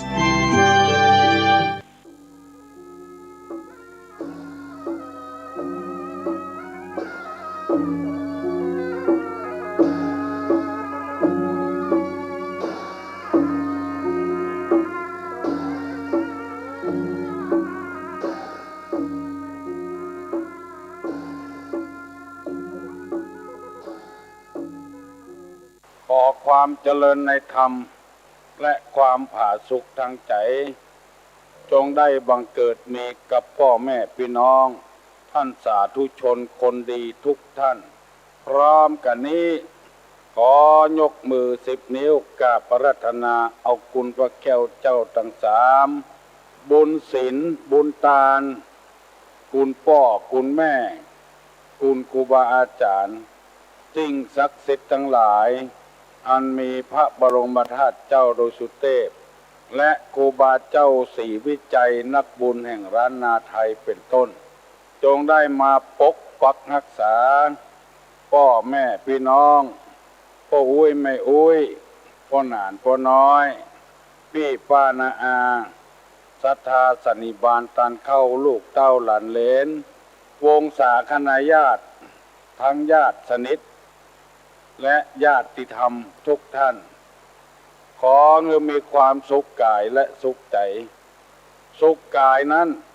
คือปราศจากโรคภัยไข้เจ็บอันร้ายแรงสุขใจนั้นคือปราศจากความโลภความโกรธความหลงความอิจฉาริษยาซึ่งกันและกันขอความสุขอันสมบูรณ์นี้จงบังเกิดมีกับท่านทั้งหลายทุกท่านตลอดกาลนานเทอญวันนี้ได้มาออกอากาศสดเหมือนกับกูวันเนอร์ทางสถานีวิทยุของวัดฝ่ายหินเปิ้นเกาะดีแล้วพี่น้องทั้งหลายดูตั้งฟังบ่เหมือนวันก่อนๆพากันตกอกตกใจประตกประเสียงและขอย้ำท่านน้อยหนึ่งว่าท่านผู้ฟังทั้งหลายอย่าไปเอาอย่างเป็นกีรังยั่งยืนเอาเป็นเอาตายลำไปบางคนบอกว่าบ่ได้ยินตุลุงงุดงิดมาม่วนใจจะไปยิ่งอย่างอันลำเหลือจะไปยึดมั่นถือมั่นกันเกินไปเมื่อได้ยินก็ได้ยินบ่ได้ยินก็แล้วไป จะทำเครียดเกลียดบ่สบายใจเป็นนักเลงปอยได้ฟังก็ได้ฟังบ่ได้ฟังก็ฟังอันอื่นเนี่ยอย่าไปหมายมั่นปั้นมือลำไป ต่อไปนี้พากันไหว้พระเจ้าเนอะเพื่อให้เกิดความเป็นสิริมงคลกับตัวกับครอบครัวการเดินทางการหิหาอาลังอังสัมมาสัมพุทโธภควาพุทธังภควันตังอภิวาเทมิกราบสวากขาโตภควตาธัมโมธัมมังนะมัสสามิกราบสุปฏิปันโนภควโตสาวกสังโฆสังฆังนะมามิกราบหันธรรมยังพุทธัสสะภควโตบุปภาคณามะกะลังกะโลมาเสนะโมตัสสะภะคะวะโตอะระหะโตสัมมาสัมพุทธัสสะนะโมตัสสะภะคะวะโตอะระหะโตสัมมาสัมพุทธัสสะนะโมตัสสะภะคะวะโตอะระหะโตสัมมาสัมพุทธัสสะพุทธังสรณังคัจฉามิธัมมังสรณังคัจฉามิสังฆังสรณังคัจฉามิตุติยัมปิพุทธังสรณังคัจฉามิตุติยัมปิธัมมังสรณังคัจฉามิตุติยัมปิสังฆังสรณังคัจฉามิตติยัมปิพุทธังสรณังคัจฉามิตติยัมปิธัมมังสรณังคัจฉามิตติยัมปิสังฆังสรณังคัจฉามิอิติปิโสภะคะวะอะระหังสัมมาสัมพุทโธวิชชาจารณะสัมปันโนสุขโตโลกวิโตอนุตตโลปุริสธัมมสารติสัทธาเทวามนุษย์สานังพุทโธภควติสวากขาโตภควตาธัมโมสันติติโกอากาลิโกเอหิปัสสิโกโอปนะยิโกปัจจัตตังเวทิตตโพวินโยหิติสุปฏิปันโนภควโตสาวกสังโฆปุจุปฏิปันโนภควโตสาวกสังโฆญาญาปฏิปันโนภควโตสาวกสังโฆสามิจิปฏิปันโนภควโตสาวกสังโฆญาติตังจัตตาลิปุริสายุคานิอัฏฐาปุริสาปุคลาเอสาภควโตสาวกสังโฆอาหุไนโยปาหุไนโยสักขิไนโย อัญจลิกาลนิโยอนุตตะลังปุญญเขตังโลกัสสติกราบหนึ่ง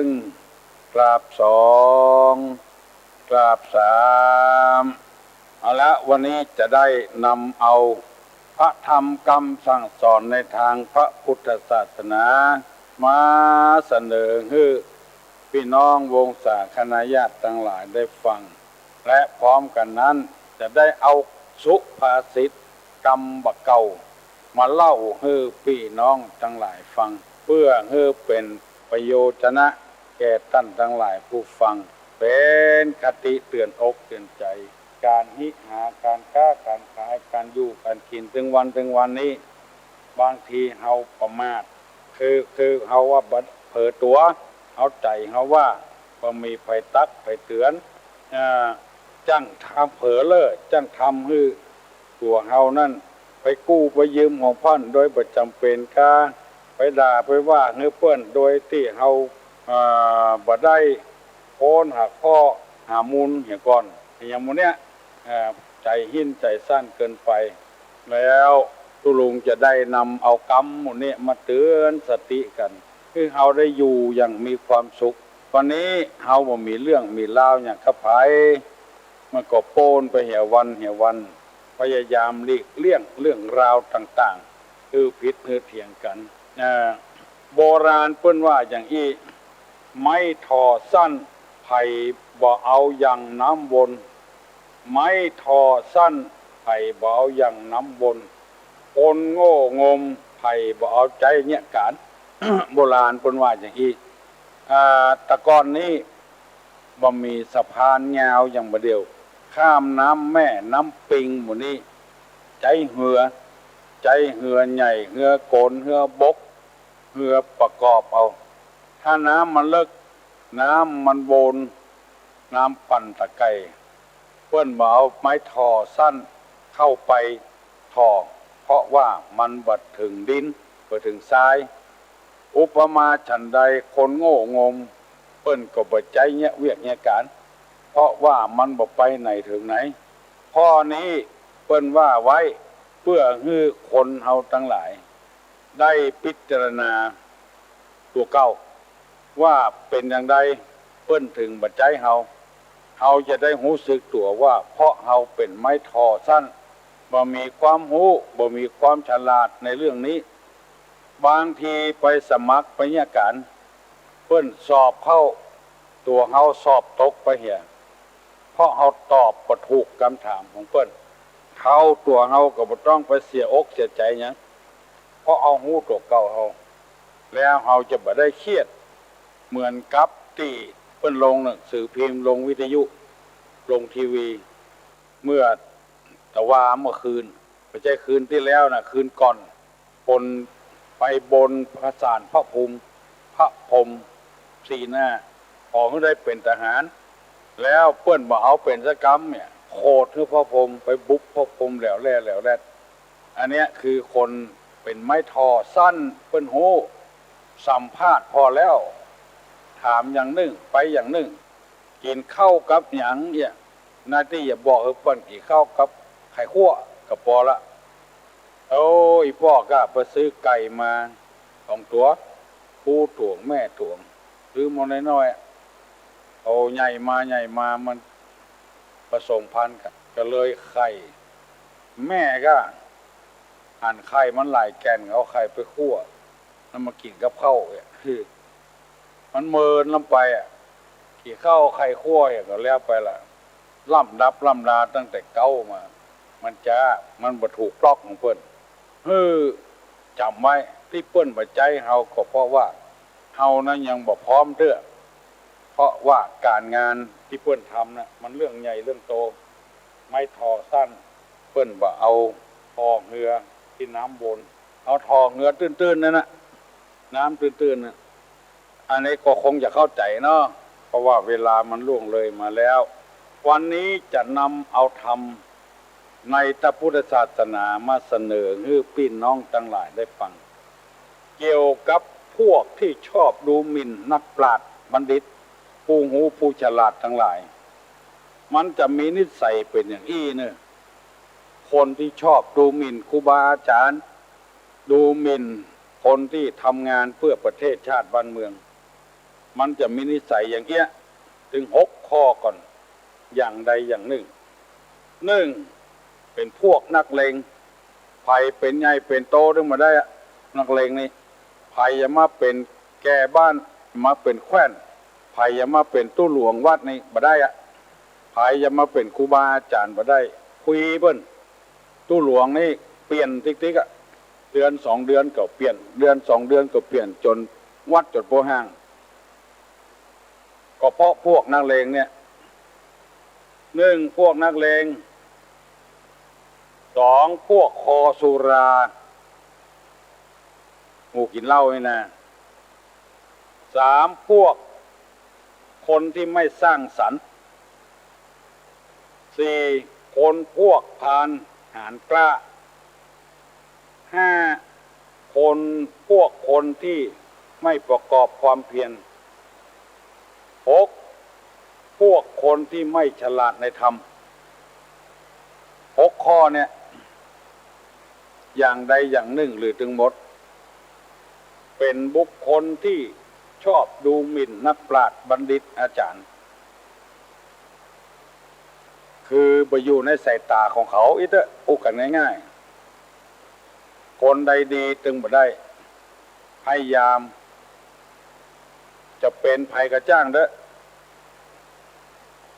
จะเป็นแก่บ้านจะเป็นแคว้นจะเป็นอบต.จะเป็นตุหลวงกระจ้างถ้ามีลักษณะ6 อย่างนี้นะชอบดูหมิ่นดูแคลนคนอื่นเขาไปหู้อย่างนี้เป็นต้นเพราะฉะนั้นไผ่มีลักษณะเช่นนี้เพิ่นบอกว่าเพื่อแก้ไขคือเป็นคนอย่าไปเป็นนักเลงอย่าไปเป็นพวกคอสุราคือมีความคิดสร้างสรรค์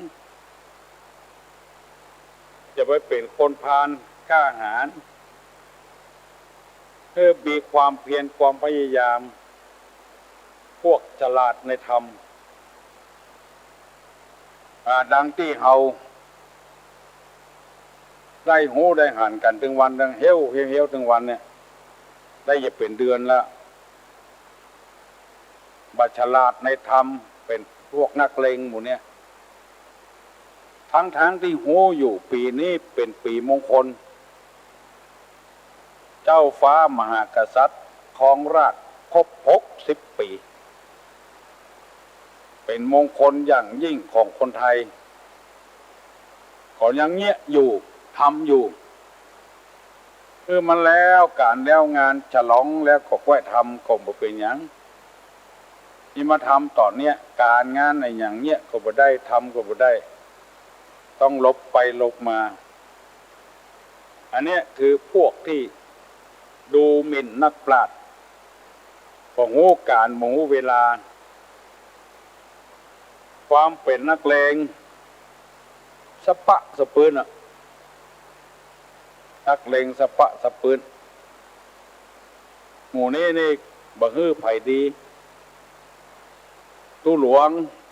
เจ้าวัดก็บ่ฮื้อลูกวัดได้เป็นคนดีไผจะดีมาก็เอานักเลงเข้าทับเนี่ยก็เลยบ่กล้าทำไปก็กลัวคนเดือดร้อนเนี่ยอย่างก็บ่กล้าเนี่ยบางทีนี่ลูกศิษย์ลูกหาก็ดีลูกเต้าก็ดีชาวบ้านก็ดีลวกเหลือแก่บ้านลวกเหลือแคว้นลวกเหลือพ่อเหลือแม่ลวกเหลือตู้เจ้าตู้หลวงก่อนแต่เขาบอกเปิดโอกาสให้เขาใจความเป็นนักเลงพ่อแม่ก็เหมือนกันครูบาอาจารย์ก็เหมือนกันลูกศิษย์ลูกหาคนใดจะดีบ่ได้ดูหมิ่นดูแคลนบัณฑิตนักปราชญ์ผู้หูผู้ฉลาดถ้าเปิดโอกาสให้เขาก็จะทำได้เพราะคนไม่ใช่เหมือนสิ่งสารสัตว์เอาเจ้าหมูไปใส่นาก็บ่ได้ควายงัวเพิ่นใส่นาเพราะฝึกหัดแต่อันน่ะเป็นก้าไถนาน่ะเป็นก้าใส่ล้อ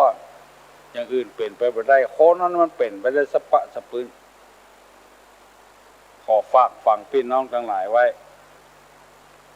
ลองสังเกตพอถ้าหมู่ที่ดูแคว้นนักปราชญ์บัณฑิตผู้หูผู้ฉลาดทั้งหลายในบ้านในจองหมู่นี้ทั้งนั้นหมู่นักเลงเนี่ย ครูเป็นนักเลงก็ได้ตู้หลวงเป็นนักเลงก็ได้พ่อเป็นนักเลงแม่เป็นนักเลงกับลูกก็ได้คือพยายามจะไปคือมันมีอย่างนี้เป็นมาแล้วครูก็เป็นมาแล้วตู้ก็เป็นมาแล้วอย่างหมู่นี้เป็นต้นหมู่นี้นักเลงทั้งนั้นสองพวกคอสุรานี่มันคิดสั้นพอมันเมามาแล้วมันบักกึดอย่างนักละใครว่าอย่างก็ว่าใครทำอย่างก็ทำถ้ามันเมามาแล้วด่าพ่อได้ด่าแม่ได้ฆ่าพ่อได้ฆ่าแม่ได้ถึงขนาดสารพัดอย่างลูกอยู่บ่ได้เมียอยู่บ่ได้ลบไปคนที่คนต่างหมู่นี้คอสุรา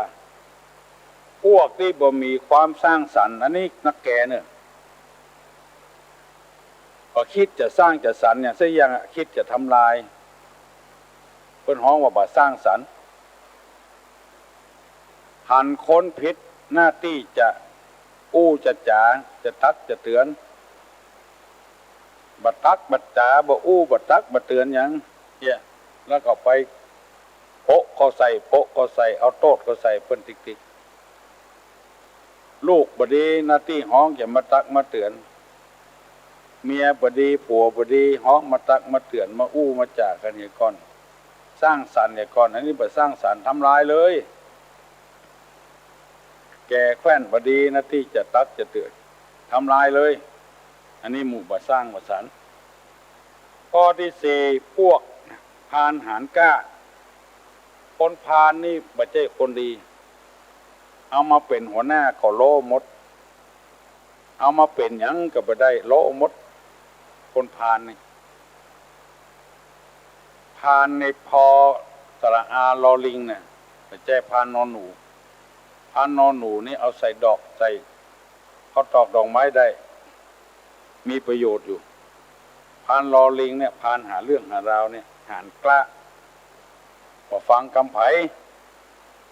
พอพิจารณาอย่างก่อนจำตีไผก็ตีจำฆ่าไผก็ฆ่าพวกพานหารกล้านี่ได้หมดหมู่เนี้ยหมู่ที่ชอบดูหมิ่นบัณฑิตนักปราชญ์ผู้หูผู้ฉลาดทั้งหลายข้อที่ห้าพวกคนที่ประกอบความเพียรว่ามีความเพียรคนพยายามเป็นคนทำมาอย่างจับจดจับจออ่อนใจขี้ค้านนั่นก็มาเอาละคนที่มีความเพียรความพยายามนี้เพิ่นจะยกย่องสรรเสริญและข้อที่หกคนที่บัญชาลาดในธรรมคือบ่ฮู้จักการฮู้จักเวลาที่จะต้องทำต้องเนี้ยบัญชาลาดในธรรมเวลาใดต้องทำเวลาใดบ่ต้องทำหมู่นี้หมู่ที่คนทำลายบัณฑิตนักปราชญ์ชาวบ้านชาวเมืองเพื่อไล่ไม่ยิงหนีเมื่อคืนเนี่ยไล่เมียหนีเมื่อคืนเนี่ยบัญชาลาดในธรรมเพิ่นจะไปอยู่ที่ไหนเพิ่นจะไปกินที่ไหนไม่ย่าไม่ยิงซ้ำใครว่าก็ว่าใครเนี้ยก็เนี้ยบ่กึดลูกเต้าก็เหมือนกันเอาทำมันขึ้นมาไล่ออกบ้านออกจองไปอยู่กับไผขนาดพ่อกับแม่แต่อยู่ยังบ่ได้แล้วไปอยู่กับไผได้หมู่นี้เป็นต้นที่นำมาเสนอนี่เพื่อให้พี่น้องทั้งหลายพิจารณาใจใส่ตัวเก้าพ่องใจใส่ลูกเต้าหลานเหลนพ่องจะไปเนี้ยไปทำถ้ามันเป็นอย่างนั้นเพราะฉะนั้นทางแก้ไขมันก็จะไปเป็นนักเลงลงไปประเดี๋ยวสมัยคนมันคิดสั้นอย่างบอกว่าซื้อรถใหญ่ซื้อรถอันที่มันตายง่ายๆนะมาใจแล้วขี่ไปใจขี่จ้าขี่ไว้พ่มอันนี้เนี่ยถึงนักเลงเต็มตัว 100%พ ไผ่หันละไผ่ก็ถึงคันแก่นตาคันปากพวกคอสุรานี่เหมือนกันมาสร้างสรรค์นี่ก็เหมือนกันพยายามอยู่ที่ไหนคือสร้างสรรค์พ่องอยู่กับวัดก็สร้างสรรค์ในวัดไปวัดไปวาก็คิดสร้างสรรค์พ่องจะไปบันไดอันใดมันบ่มีซื้อมาถวายอันใดมันบ่ดีก็ปรับปรุงแก้ไขอันนี้คนสร้างสรรค์ในบ้านในจองก็เหมือนกันอันยังก็ไปยืมหมู่เปิ้นบ่ตกบ่เสี่ยงพริกมีเงินเหนือเขือมีเงินใต้ผักแคบมีคอกหัวบ่ซื้อบ่หามาไว้สักเตื้อก็ไปขอของเปิ้นกะปิก็ไปขอของเปิ้นน้ำปลาก็ไปขอของเปิ้นในบ้านในจองมันมีสักอย่างบัดสร้างสรรค์นี่เลยพยายามสร้างสรรค์ไว้มีดกามุยกาเวลาเฮาใจมันง่ายบ่ต้องไปกู้ไปยืมเอาไว้ หมู่นี้หมู่ประมาทตัวเก่ามันย่ามตัวแล้วก็ข้อที่ 4จะไปเป็นคนกล้าหาญชาญชัยเกินไป มันตายโดยบ่รู้สึกตัวลาข้อที่ 5ว่าต้องมีความเพียรความพยายามเปิ้นอย่างเงี้ยได้ทำได้เฮาก็ต้องทำได้เฮาเป็นไผเฮาก็เป็นคนเปิ้นก็เป็นคนมีติ่นมีมือมีหูมีตาเหมือนกันแล้วข้อที่ 6หูจักการหูจักเวลาหูจักกาละว่าเวลาใดควรทำเวลาใดบ่ควรทำอย่างเงี้ยมันถูกต้องมันถูกตามธรรมชาตินี่เด้อท่านผู้ฟังทั้งหลายลองสังเกตมะม่วงมันดอกยามใดบัดเดี๋ยวนี้เริ่มดอกแล้วดอกมาเมินแล้วมะม่วงลำไยมันถูกตามการถูกเวลามันพอเอาหน่วยมันออกแล้วก็ฝนตกละก็ดูดเลี้ยงลำต้นไฟมันก็เอาอากาศเลี้ยงลำต้นถึงหน้านี้มันก็ดอกละมะเมินมันก็หน่วยแล้วก็มดแล้วก็ฝนตกลงมามันก็เลี้ยงลำต้นมันได้ตามธรรมชาติคนเขาเนี่ยอย่างถูกตามกาลเวลาปลูกผักปลูกพืชปลูกผักก็ปลูกตามกาลเวลามันไม่ใช่ฤดูมัน แล้วเดือดร้อนอย่างรัฐบาลต้องประกาศให้เจ้านาเนี่ยนาปีใน3 เตื้อน้ำมันบ่พอใจเปิ้นปีในเปิ้นทำเตื้องทำฤดูฝนนั่นนะน้ำมันนักฤดูแล้งมาก็เนี่ยให้ใส่สวนเนี่ยถ้าน้ำมันดีถ้าน้ำมันบ่ดีก็ละไว้หั่นคือต่อเฟืองมันเน่าเป็นปุ๋ยต่อไปแถมมาเดียวนี่มันบอกหูจักการหูจักเวลาเลยทำเมื่อเป็นไปอย่างนี้ใส่น้ำมาเสนอให้พี่น้องทั้งหลายกูเจ้าดีใจที่ท่านทั้งหลายผู้หูเรื่องแล้วก็ฟังกรรมกันตัวว่าในระยะที่ตุลุงนำเอาธรรมะมาเสนอนี่ไอ้บ่ต้องโทรมาเตื้อก็บ่มีใครโทรมาสักคนดีละฝากฝังไว้เนอะไม้น้ำไม้ท่อสั้นเพิ่นบ่เอาท่อเรือน้ำบนคนโง่งมเพิ่นบ่ใจเนี่ยเวียกเนี่ยการก็หูสึกตัวถ้าเพิ่นบ่ใจตัวเก่าก็แสดงว่าตัวเก่านั้นยังมีความสามารถเตื้อเพิ่นบ่ได้แต่งตั้งให้เฮาเป็นหยังไปสมัครเป็นแก่ด้วยเปิ้นบ่ได้เป็นด้วยเปิ้นก็หูสึกตัวเปิ้นว่าเฮานี่ใจบ่ได้แล้วใจบ่ได้เตื้อต้องปรับปรุงแก้ไขก่อนไปเลือกเฮาเป็นอบตไปสมัครด้วยเปิ้นบ่ได้ก็หูสึกตัวที่เฮาบ่ได้ก็เพราะไอ้หยังบ่ใช่เพิ่นโกงนี่อย่างสักอย่างอย่างผู้แทนที่มันเดือดร้อนกันถึงวันเนี่ยก็เพราะมันใส่ร้ายกันนะเปิ้นได้เป็นก็ว่าเปิ้นโกงซื้อเสียงไอ้อย่างหมู่เนี้ยตัวบ่ได้เป็นก็คอยหาเรื่องหาราว แล้วมัน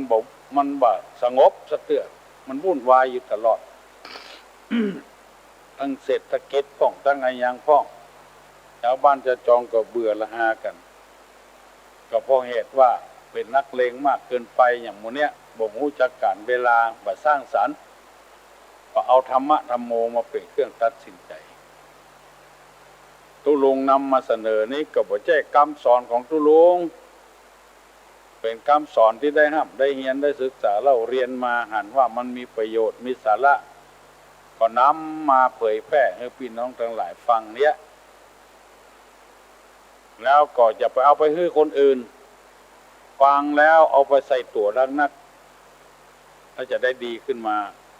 เอาไปโยนให้คนอื่นหมดมันจะไปได้ประโยชน์กับเฮาแต่เปิงตุลุงว่าแต่หมอนั้นอย่างอันหมอนี้อย่างอีมันบ่ถูกต้องละคนใดฟังนี่คนนั้นเอาคันที่ไหนเก่าที่นั่นจะไปคันที่หนึ่งเก่าที่หนึ่งมันมาหายคันตุลุงนำมาเสนอนี่บ่ประพิษนะรับรองว่าประพิษถูกต้องกันแล้วคือพิจารณาตัวเก่าประเดี๋ยวนี้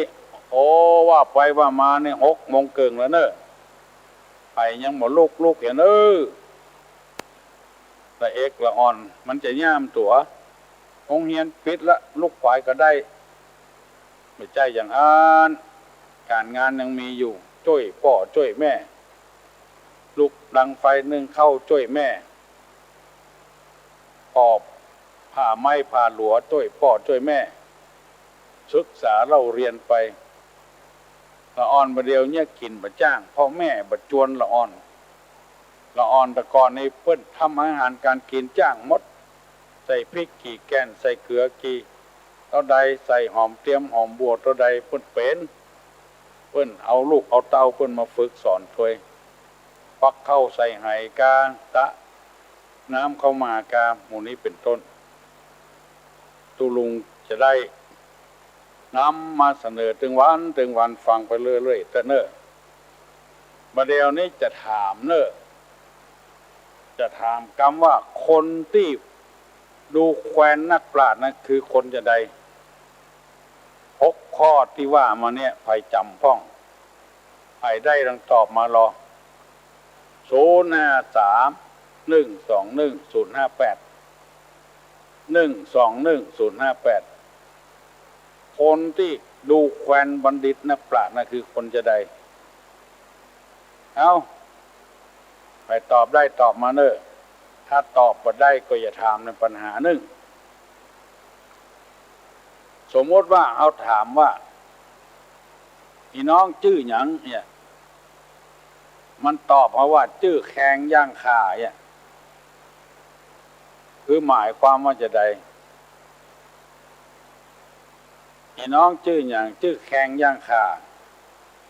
ไปตอบได้ลองตอบมาลองชื่อแต่ว่าจะใดนักปิ้งเว้ยวันนี้พี่น้องชื่ออย่างชื่อแองบะแตกเนี่ยชื่อว่าจะได้ชื่อแขงย่างคากับชื่อแองบะแตกเนี่ยชื่อว่าจะได้นักปิ้ง เมื่อดักตอบมาแล้วฮัลโหล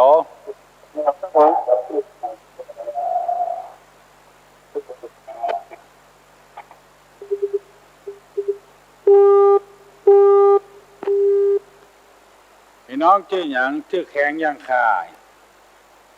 พี่น้องชื่อหยังชื่อแองบะแตกใครได้ลองตอบมาลองดักปิ้งวันนี้แก่นะเว้ยคนถ้าอย่าบ่ลุกกันโรงเรียนปิด ฮัลโหลเจ้านมัสการเจ้าวันเย็นตอบมาแล้วเจ้า1เป็นนักเลงอะเจ้า2เป็นคอสุรา3เป็นนั้นคนบ่สร้างสรรค์ถูกต้องละ4เป็นคนทานแล้วก็อาหารโดยทานผ่านกาหารเจ้า5ข้อ5นี่ อันแบบประกอบความเพียรนะเจ้าข้องหกนี่บัตรฉลาดในการทำคุณธรรมเจ้าบัตรฉลาดในคุณธรรมเจ้าถูกต้องแล้วโทรศัพท์มันเป็นอย่างว่าโหเจ้าตัวอุ้ยแต่กี้กดกันหลายเตื้อก็มาติดเนี่ยอันกะเจ้าเดี๋ยวติดแล้วเนาะเจ้าติดละยินดีเนอะเจ้านมัสการเจ้าตัวอุ้ยน้ำอ้อยหวานหวานกับเจ้าเจ้าเจริญพรเจ้านมัสการเจ้านักษาถูกต้องนะเนอะฮัลโหลนมัสการนมัสการครับคุณลุงครับอย่างมาตังไม่เจ็บนะครับผมตังไม่เจ็บนะครับจากที่ไหนครับไม่เจ็บครับผมไม่เจ็บครับอันเก่านั่นเนาะเก่านะครับอันเก่านั่นเนาะครับได้ชัดกว่าหัวนี่ชัดครับผมชัดเพราะว่าตังไม่เจ็บนี้ไม่มีแม่ข่ายหรอกครับไม่มีสถานีเครือข่ายตัวครับครับดีแต่เนาะตอกอย่างดีตอกแข่งแยกแค่เนี่ยบอกตอกแข่งแยกแค่เนี่ยบอกว่าอย่างก็หามตะกี้แข่งย่างคาแข่งย่างแค่นะครับแปลว่าอย่างแข่งดำแข่งดำอันนี้ชื่อว่าอย่างชื่อว่าคำแดงเนี่ยพอดีเจ้าพอดีเพราะว่าอันเทพคนนี้ตู้ลุงได้เราในเทพตัวอันกะครับแองบัดแตกเหรอแองบัดแตกเหรอแองบัดแตกเนี่ยครับชื่ออย่างชื่อแองบัดแตกเนี่ยแองบัดแตกนี่สงสัยถ้าจะเป็นแองดีชื่อว่าอย่างอีแดงชื่ออีแดงเนี่ยเนาะโอ้แต่ชื่ออ้วนชื่อเงินทั้งนั้นแต่ชื่ออีแดงแล้วตู้ลุงเอาอย่างเยี่ยพอมาเล่นครับมันจะได้ม้วนเงินสันเล้ากันเจ้าเลยครับม้วนเงินสันเล้าเนาะครับจะม้วนเงินสันเล้าถึงมันจะสนุกสนานดีตู้ลุงเพราะว่าลุงมาเมื่อเจ้านี่ตื่นมาเมื่อเจ้านี่มันจะได้แบบเครียดเนาะมันได้เครียดนะครับเนี่ยซอกเครียดตลกมันเล่าว่าไงให้จะม้วนกันนะตู้ลุงเนี่ยจะมาว่าพองนอกครับยินดีเนอะอันสักห้องนี่ของตู้โจ๊กเนี่ยเนาะแม่น่ะเมื่อก่อนนี่ของตู้โจ๊กเขาบอกตู้ลุงทองเลยแหละเขาเต้ทำตู้โจ๊กหรอแล้วนะเขาบอกของตู้ลุงทองไงของตู้โจ๊กตู้นี้ไปโจ๊กอย่างไผ่นะไปโจ๊กอย่างไผ่นะครับครับแล้วมาสักการนะครับผมบุญอาจารย์เนอะครับสวัสดีครับไม่แจมบุญเนาะครับยินดีเนอะไม่แจมบุญครับเอาตอบมาแล้วแข่งย่างขานี่แข่งดำชื่อคำแดงชื่อแองบัดแตกหรือชื่อแองบัดแตกนี่มันแองดีชื่ออีแดงยิงเข้าครับเนี่ยฮัลโหล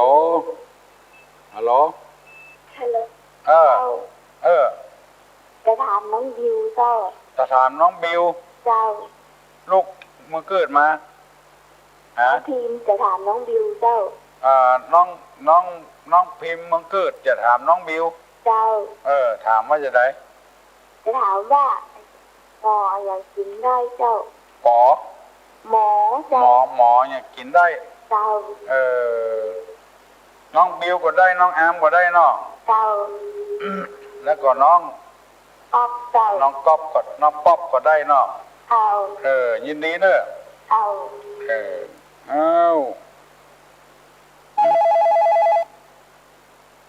ัลโหลสวัสดีเจ้าน้องบิวเจ้าตอบว่าไงตาหมอหนึ่งเจ้าหมอยังกินได้ปลาหมอตอบว่าปลาหมอเนาะกันเดียวเนอะจะถามน้องพิมพ์เนอะ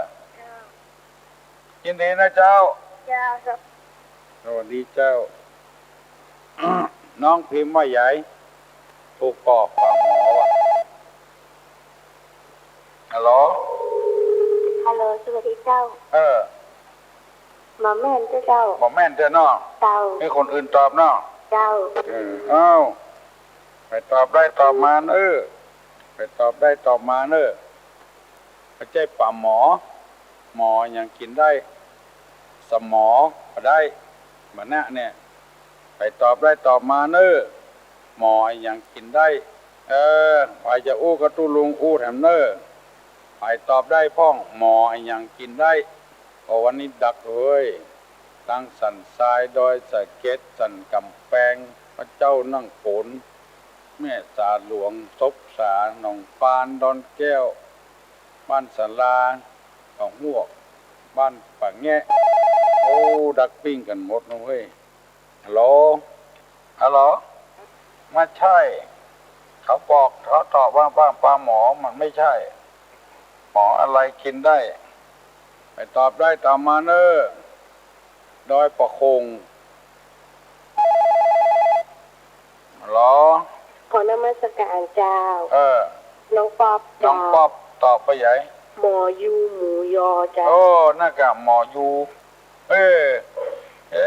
เก่งแต่น้องป๊อบนี่เก่งถึงวันลูกเจ้าแล้วกะ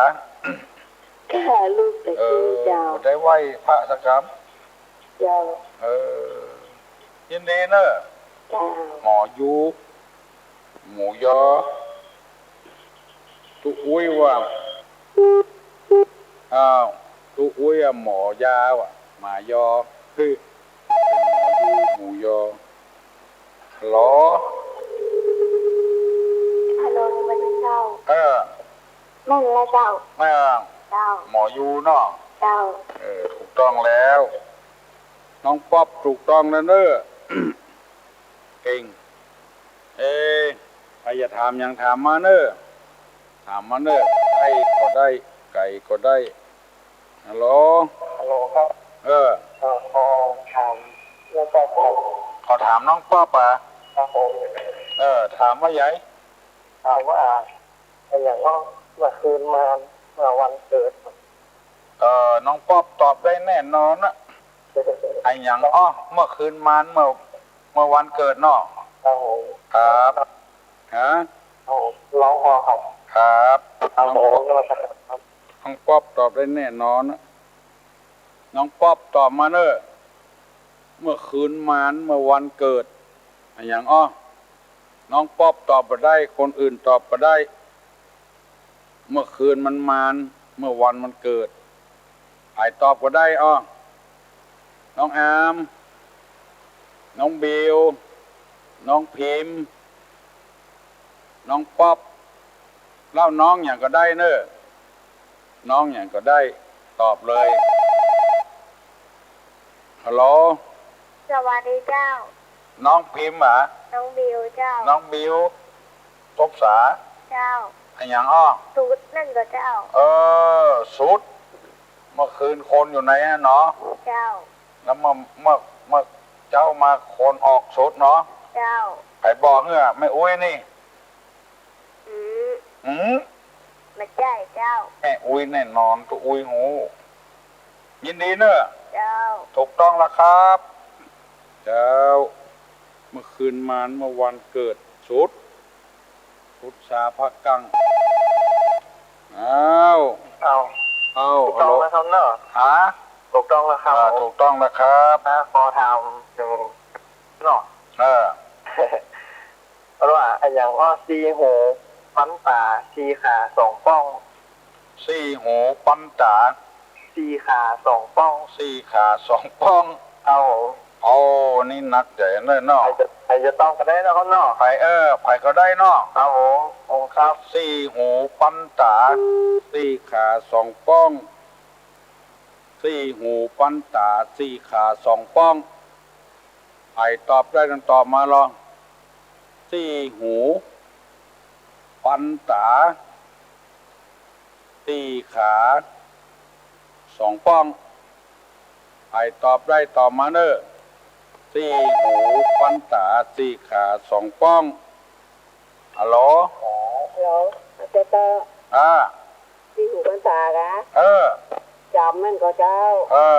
จำเนาะซีขาจำนะซีขา2ป้องเจ้าแล้วจะขอถามหน่อยเนอะเยอะน้อยจะเสื้อแขนยาวตอนเป็นสาวจะเสื้อสั้นถามไผ่ถามที่คนเนี่ยกะถามที่คนถามเนี่ยเจ้าซีหูปั้นตาเนี่ยเจ้า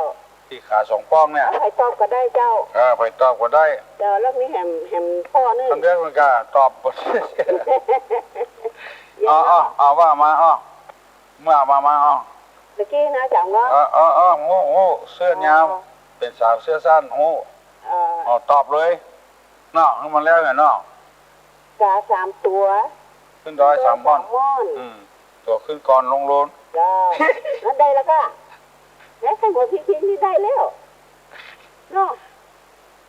เป็นนึกว่าวันนั้นที่หวานน้องที่แจ้งก็บ่ได้ไปหันที่วัดอันน่ะวัดสีห้อยเป็นอาหารตอนตอบเป็นนึกว่าอันเนี้ยเนาะใจเนาะแย่เนาะแล้วตัวลงตอบมาเลยเนาะเนาะคือมันแล้วไปไงเนาะ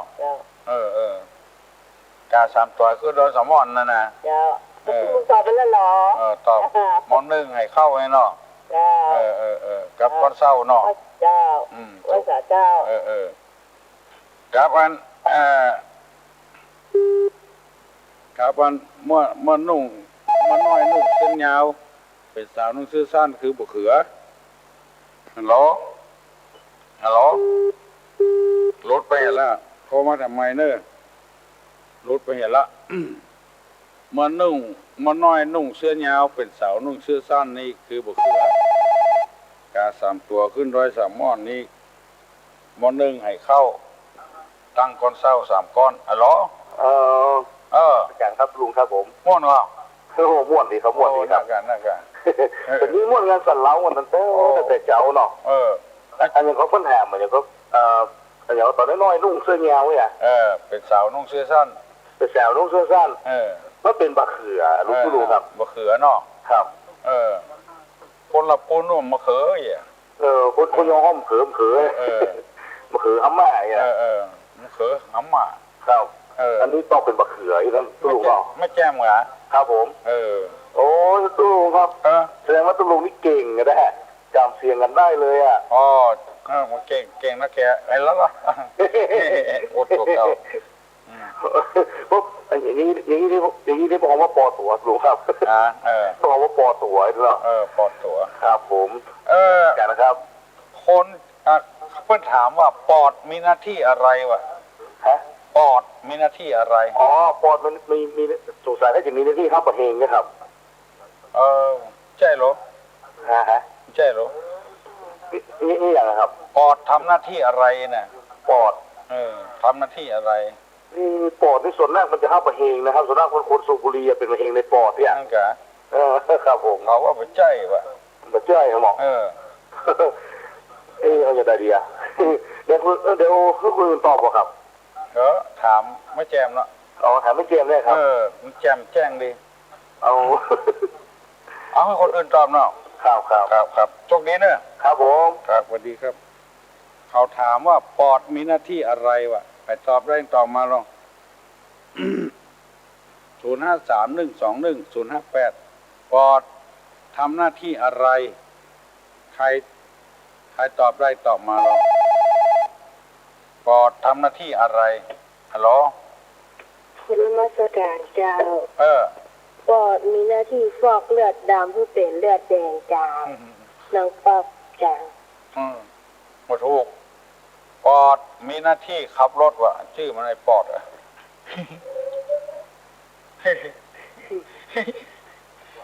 ชื่อมันไอ้ปอด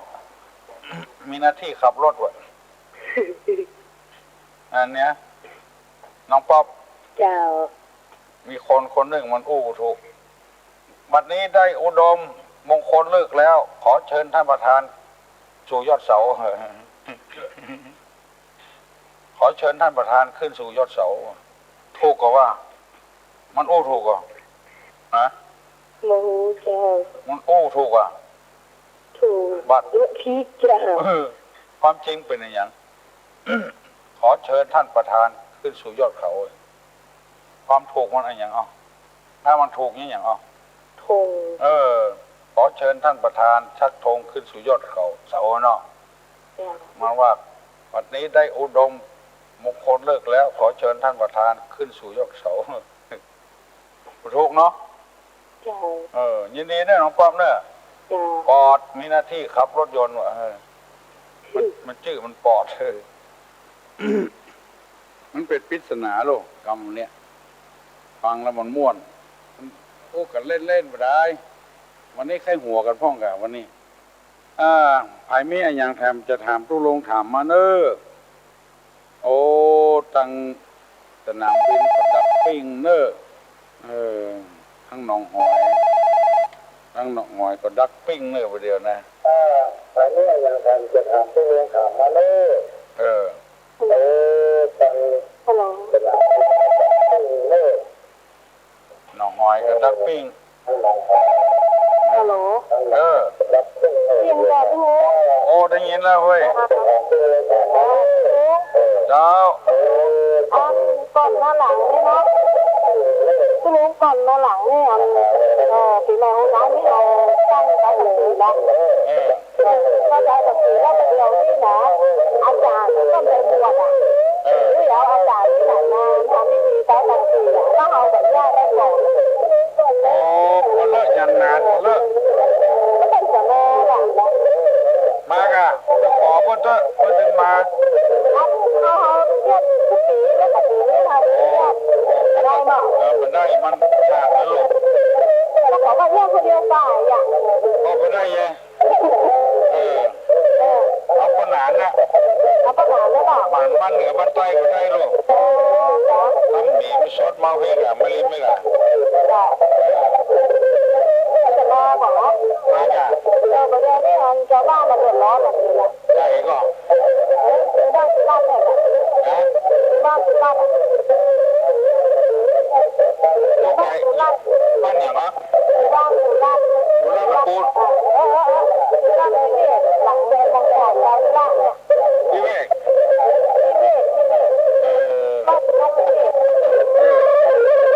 โอ้ลุงรันเลยโอ้ว่าวัดวิเวกอะนิเวศไปหลังมึงน้องฟอดไปเลยอย่างพวกนันจูนะโอ้อยู่ยังยืนนั่นไปถามด้วยโอ้พมากะเพิ่นออกอากาศวันพัดกรรมการนะเจ็ดม่วนไปขอพวกนันจูด้วยไปเป็นอย่างไปแบ่งเวลามือเขาก็ได้กะนี่หั่นมาได้ลูกจึงยืนเนี่ยเอารถเครื่องไปกำเดียวกันไปหาพนันจูก็ได้ไปบวชเป็นไงล่ะมีนานสักคน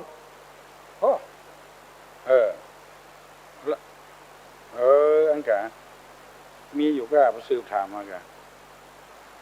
ไปได้ไงไปเต็มใจไงมาเต็มใจเอาเสาะหาพนานด้วยไปหาพนก็หาพนานจูฮันเด้อได้หมดพนานจูนะมันเอาวันปากปีเขาเลือกเอากะมันถึงแบ่งเวลาได้ลงถึงได้กะปากปีปากเดือนได้หมดเดือนแล้วบ่จำเป็นถ้ามันใครดีได้กับปากปีนะถ้ามันบ่ว่างก็เอาปากเดือนมันเป็นปุ้มทำให้สบายใจไปได้มันจะมีอย่างทำให้มันสบายใจทุลงเนาะยินดีเนอะบุญรักษามีไฟแถมเหลือเวลาน้อยเดียวเนอะเหลือเวลาน้อยเดียว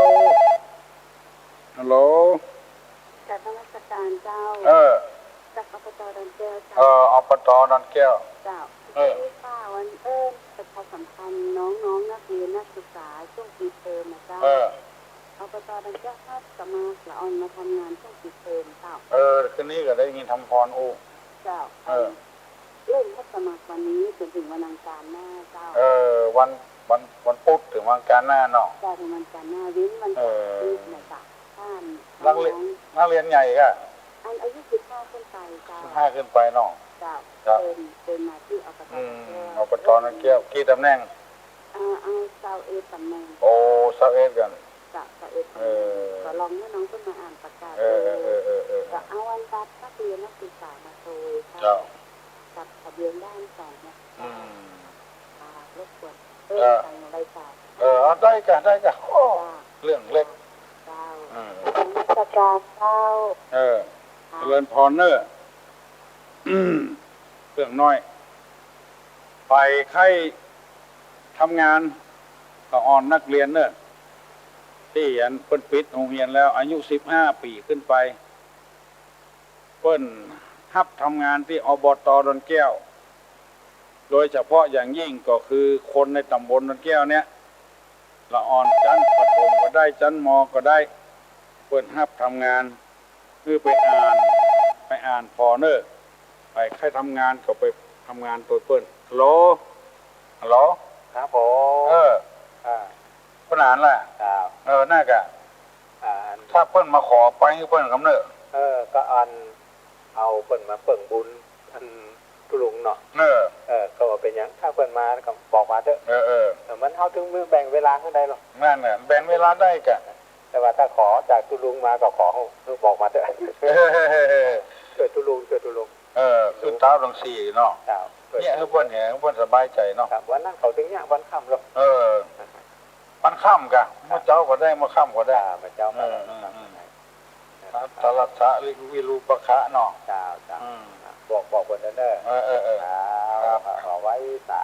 ยินดีเนอะครับผมครับสวัสดีครับเพิ่นอ่านเพิ่นบอกว่าให้ไปหาเด้อไปที่วัดเจียงยืนนั่นขึ้นเท้ารังสีนะฮัลโหลครับจะทราบถามปัญหาสักหน่อยครับภาคเหนือของเฮานี่พระธาตุอย่างที่อยู่ดอยกูมองไปตอบก็ได้นะครับไปตอบภาคเหนือของประเทศไทยดอยอย่างพระธาตุอย่างชื่อว่ากูมองเนี่ยกูมองพระธาตุเนี่ยไปตอบได้ไปตอบได้ตอบมาโลฮัลโหลอบต.ดอนแก้วพระธาตุกองมูแม่ฮ่องสอนเนาะเจริญพรจบเลยโดยกูมองกับโดยกองมูเนี่ยมีปัญหายังเอาละเนาะพี่น้องทั้งหลายมัน7 โมงแล้วประเดี๋ยวนี้ตุลุงยังปิกไปโรงพยาบาลอยู่ขอคือมีความสุขความเจริญเหมือนกันทุกคนสปีติโยวัจจันตุสัพพะโลโกวินัสสตุมาเตภวะตนตรายโยสุขีติคาโยโกภวะอภิวาทานาสิริสนิจังพุทธาปจายิโนจตโลธรรมาวัฏันติอายุวันโนสุขังปลัง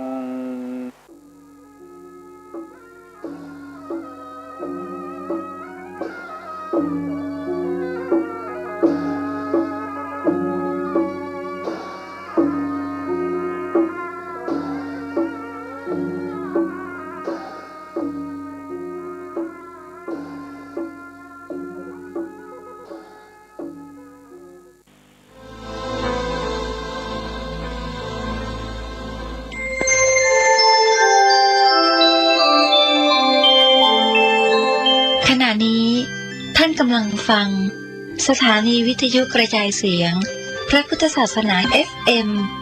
104.5 เมกะเฮิรตซ์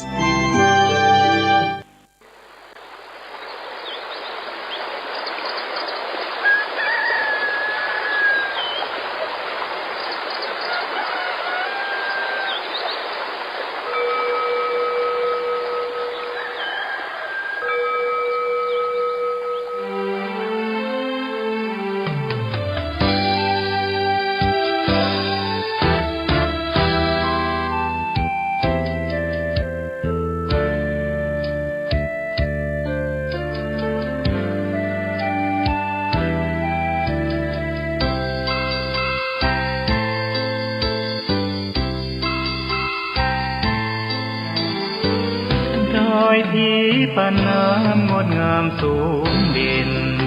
รอยธรรมเทระพระเนตรฝากเสียงผ่านสายลมลอยเชิญชวนสถ ฐาร่วมบูรณาวัดป่าดงดอยยอดภูนางแก้วยังคอยทอแสงส่องฟ้าอำพา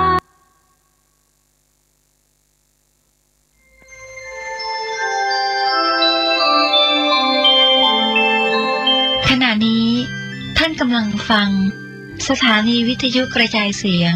คลื่นเพื่อการศึกษาพระพุทธศาสนาและวัฒนธรรม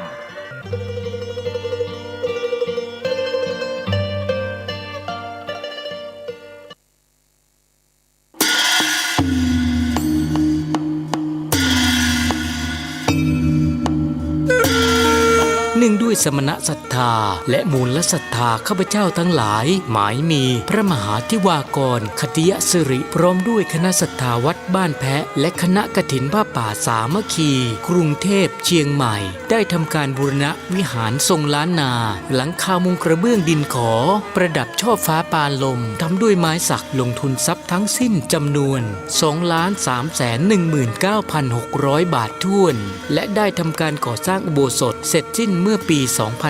2561 ได้รับพระราชทานวิสุงคามสีมาเป็นที่เรียบร้อยแล้วพร้อมจะจัดงานผูกพัทธสีมาปิดทองฝังลูกนิมิตบัดนี้การบูรณะวิหารล้านนาและการก่อสร้างอุโบสถได้สำเร็จเรียบร้อยแล้วสมณศรัทธาและมูลศรัทธาข้าพเจ้าทั้งหลายเห็นสมควรให้มีการสมโภชเฉลิมฉลองเพื่อแสดงออกถึงความปีติยินดีเป็นไปตามประเพณีนิยมและเพื่อจักได้ถวายเป็นถาวรวัตถุไว้ในบวรพระพุทธศาสนาสืบต่อไปกำหนดการวันที่ 1 เมษายน 2565 เวลา 9 นาฬิกาคณะศรัทธาวัดบ้านแพะตกแต่งดาเครื่องไทยทานพระสงฆ์จำนวน 10 รูปสวดมาติกาทำบุญทักษิณานุปทานเวลา 19 นาฬิกาพระสงฆ์จำนวน 9 รูปเจริญพระพุทธมนต์สวดมนต์ตันสมโภชพระพุทธรูปวันเสาร์ที่ 2 เมษายน 2565 เวลา 9 นาฬิกา 39 นาทีพระสงฆ์จำนวน 29 รูปเจริญพระพุทธมนต์สืบชะตาหลวงแบบล้านนาวันอาทิตย์ที่ 3 เมษายน เวลา 9 นาฬิกาเป็นต้นไปอาราธนาหัววัดต่างๆทั้งในอำเภอและต่างอำเภอแห่ต้นครัวทานเข้าร่วมทำบุญตลอดวันที่ 4 เมษายน เวลา 13 นาฬิกาทำพิธีตัดหวายลูกนิมิตถวายไทยทานพระสงฆ์อนุโมทนาเป็นเสร็จพิธีในโอกาสอันเป็นมงคลนี้จึงขอเชิญท่านไปร่วมทำบุญอนุโมทนากับข้าพเจ้าทั้งหลายตามวันเวลาและสถานที่ดังกล่าวโดยพร้อมเพรียงกันงานนี้มีมโหรสพตามสมควร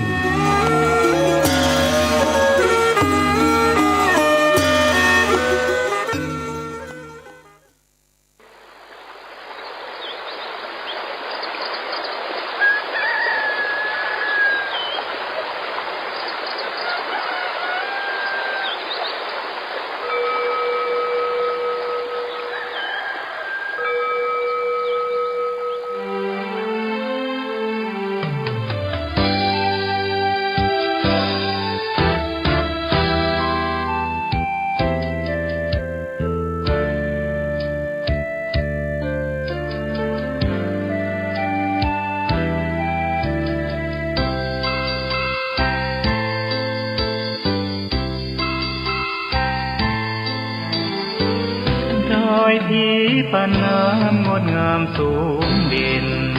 รอยธรรมเทระพระเนตรฝากเสียงผ่านสายลมลอยเชิญชวนศรัทธาร่วมบูรณาวัดป่าดงดอยยอดภูนางแก้วยังคอยทอแสงส่องฟ้าอำไพคลื่นคำสีขาวพาเราแช่มชื่นเป็นผู้รู้ผู้ตื่นเบิกบานทั้งกายและใจเคยแผ่คำสอนองค์ชินวรขจรกว้างไกลข่าวสารงานบุญที่ใดสื่อออนไลน์ไปถึงญาติโยมพระธาตุเจดีย์สีสองเมืองเปล่งประกายแล้วบนยอดดอยนางแก้วมีโอกาสแวะเวียนไหว้ชมจำลอ จากดอยสุเทพดอยทุงคู่ธาตุบรมพลังแรงใจญาติโยมร่วมสร้างสมทันบารมี สีขาวคลื่นธรรมนำพาความสุขพระเนรชี้ทางคลายทุกข์เกิดปิติสุขให้ทุกทินทีเปิดฟังธรรมะพระจัดรายการหลายคลื่นความร่วมสร้างมหาทานบารมีพระธาตุเจดีย์สีสองเมือง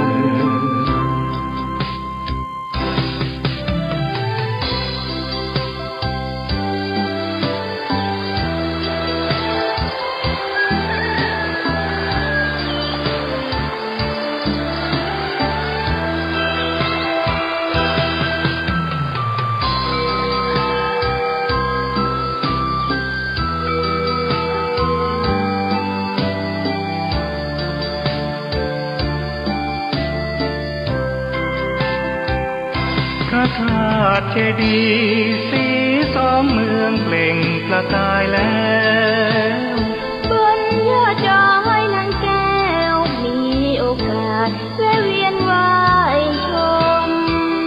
จำลองจากดอยสุเทพดอยทุงคู่ธาตุบรมพลังแรงใจญาติโยมร่วมสร้างสมทันบารมีสีขาวคลื่นธรรมนำพาความสุขพระเนรชี้ทางคลายทุกข์เกิดปิติสุขไปทุกทินทีเปิดฟังธรรมะพระจัดรายการหลายคลื่นความร่วมสร้างมหาทานบารมีพระธาตุเจดีย์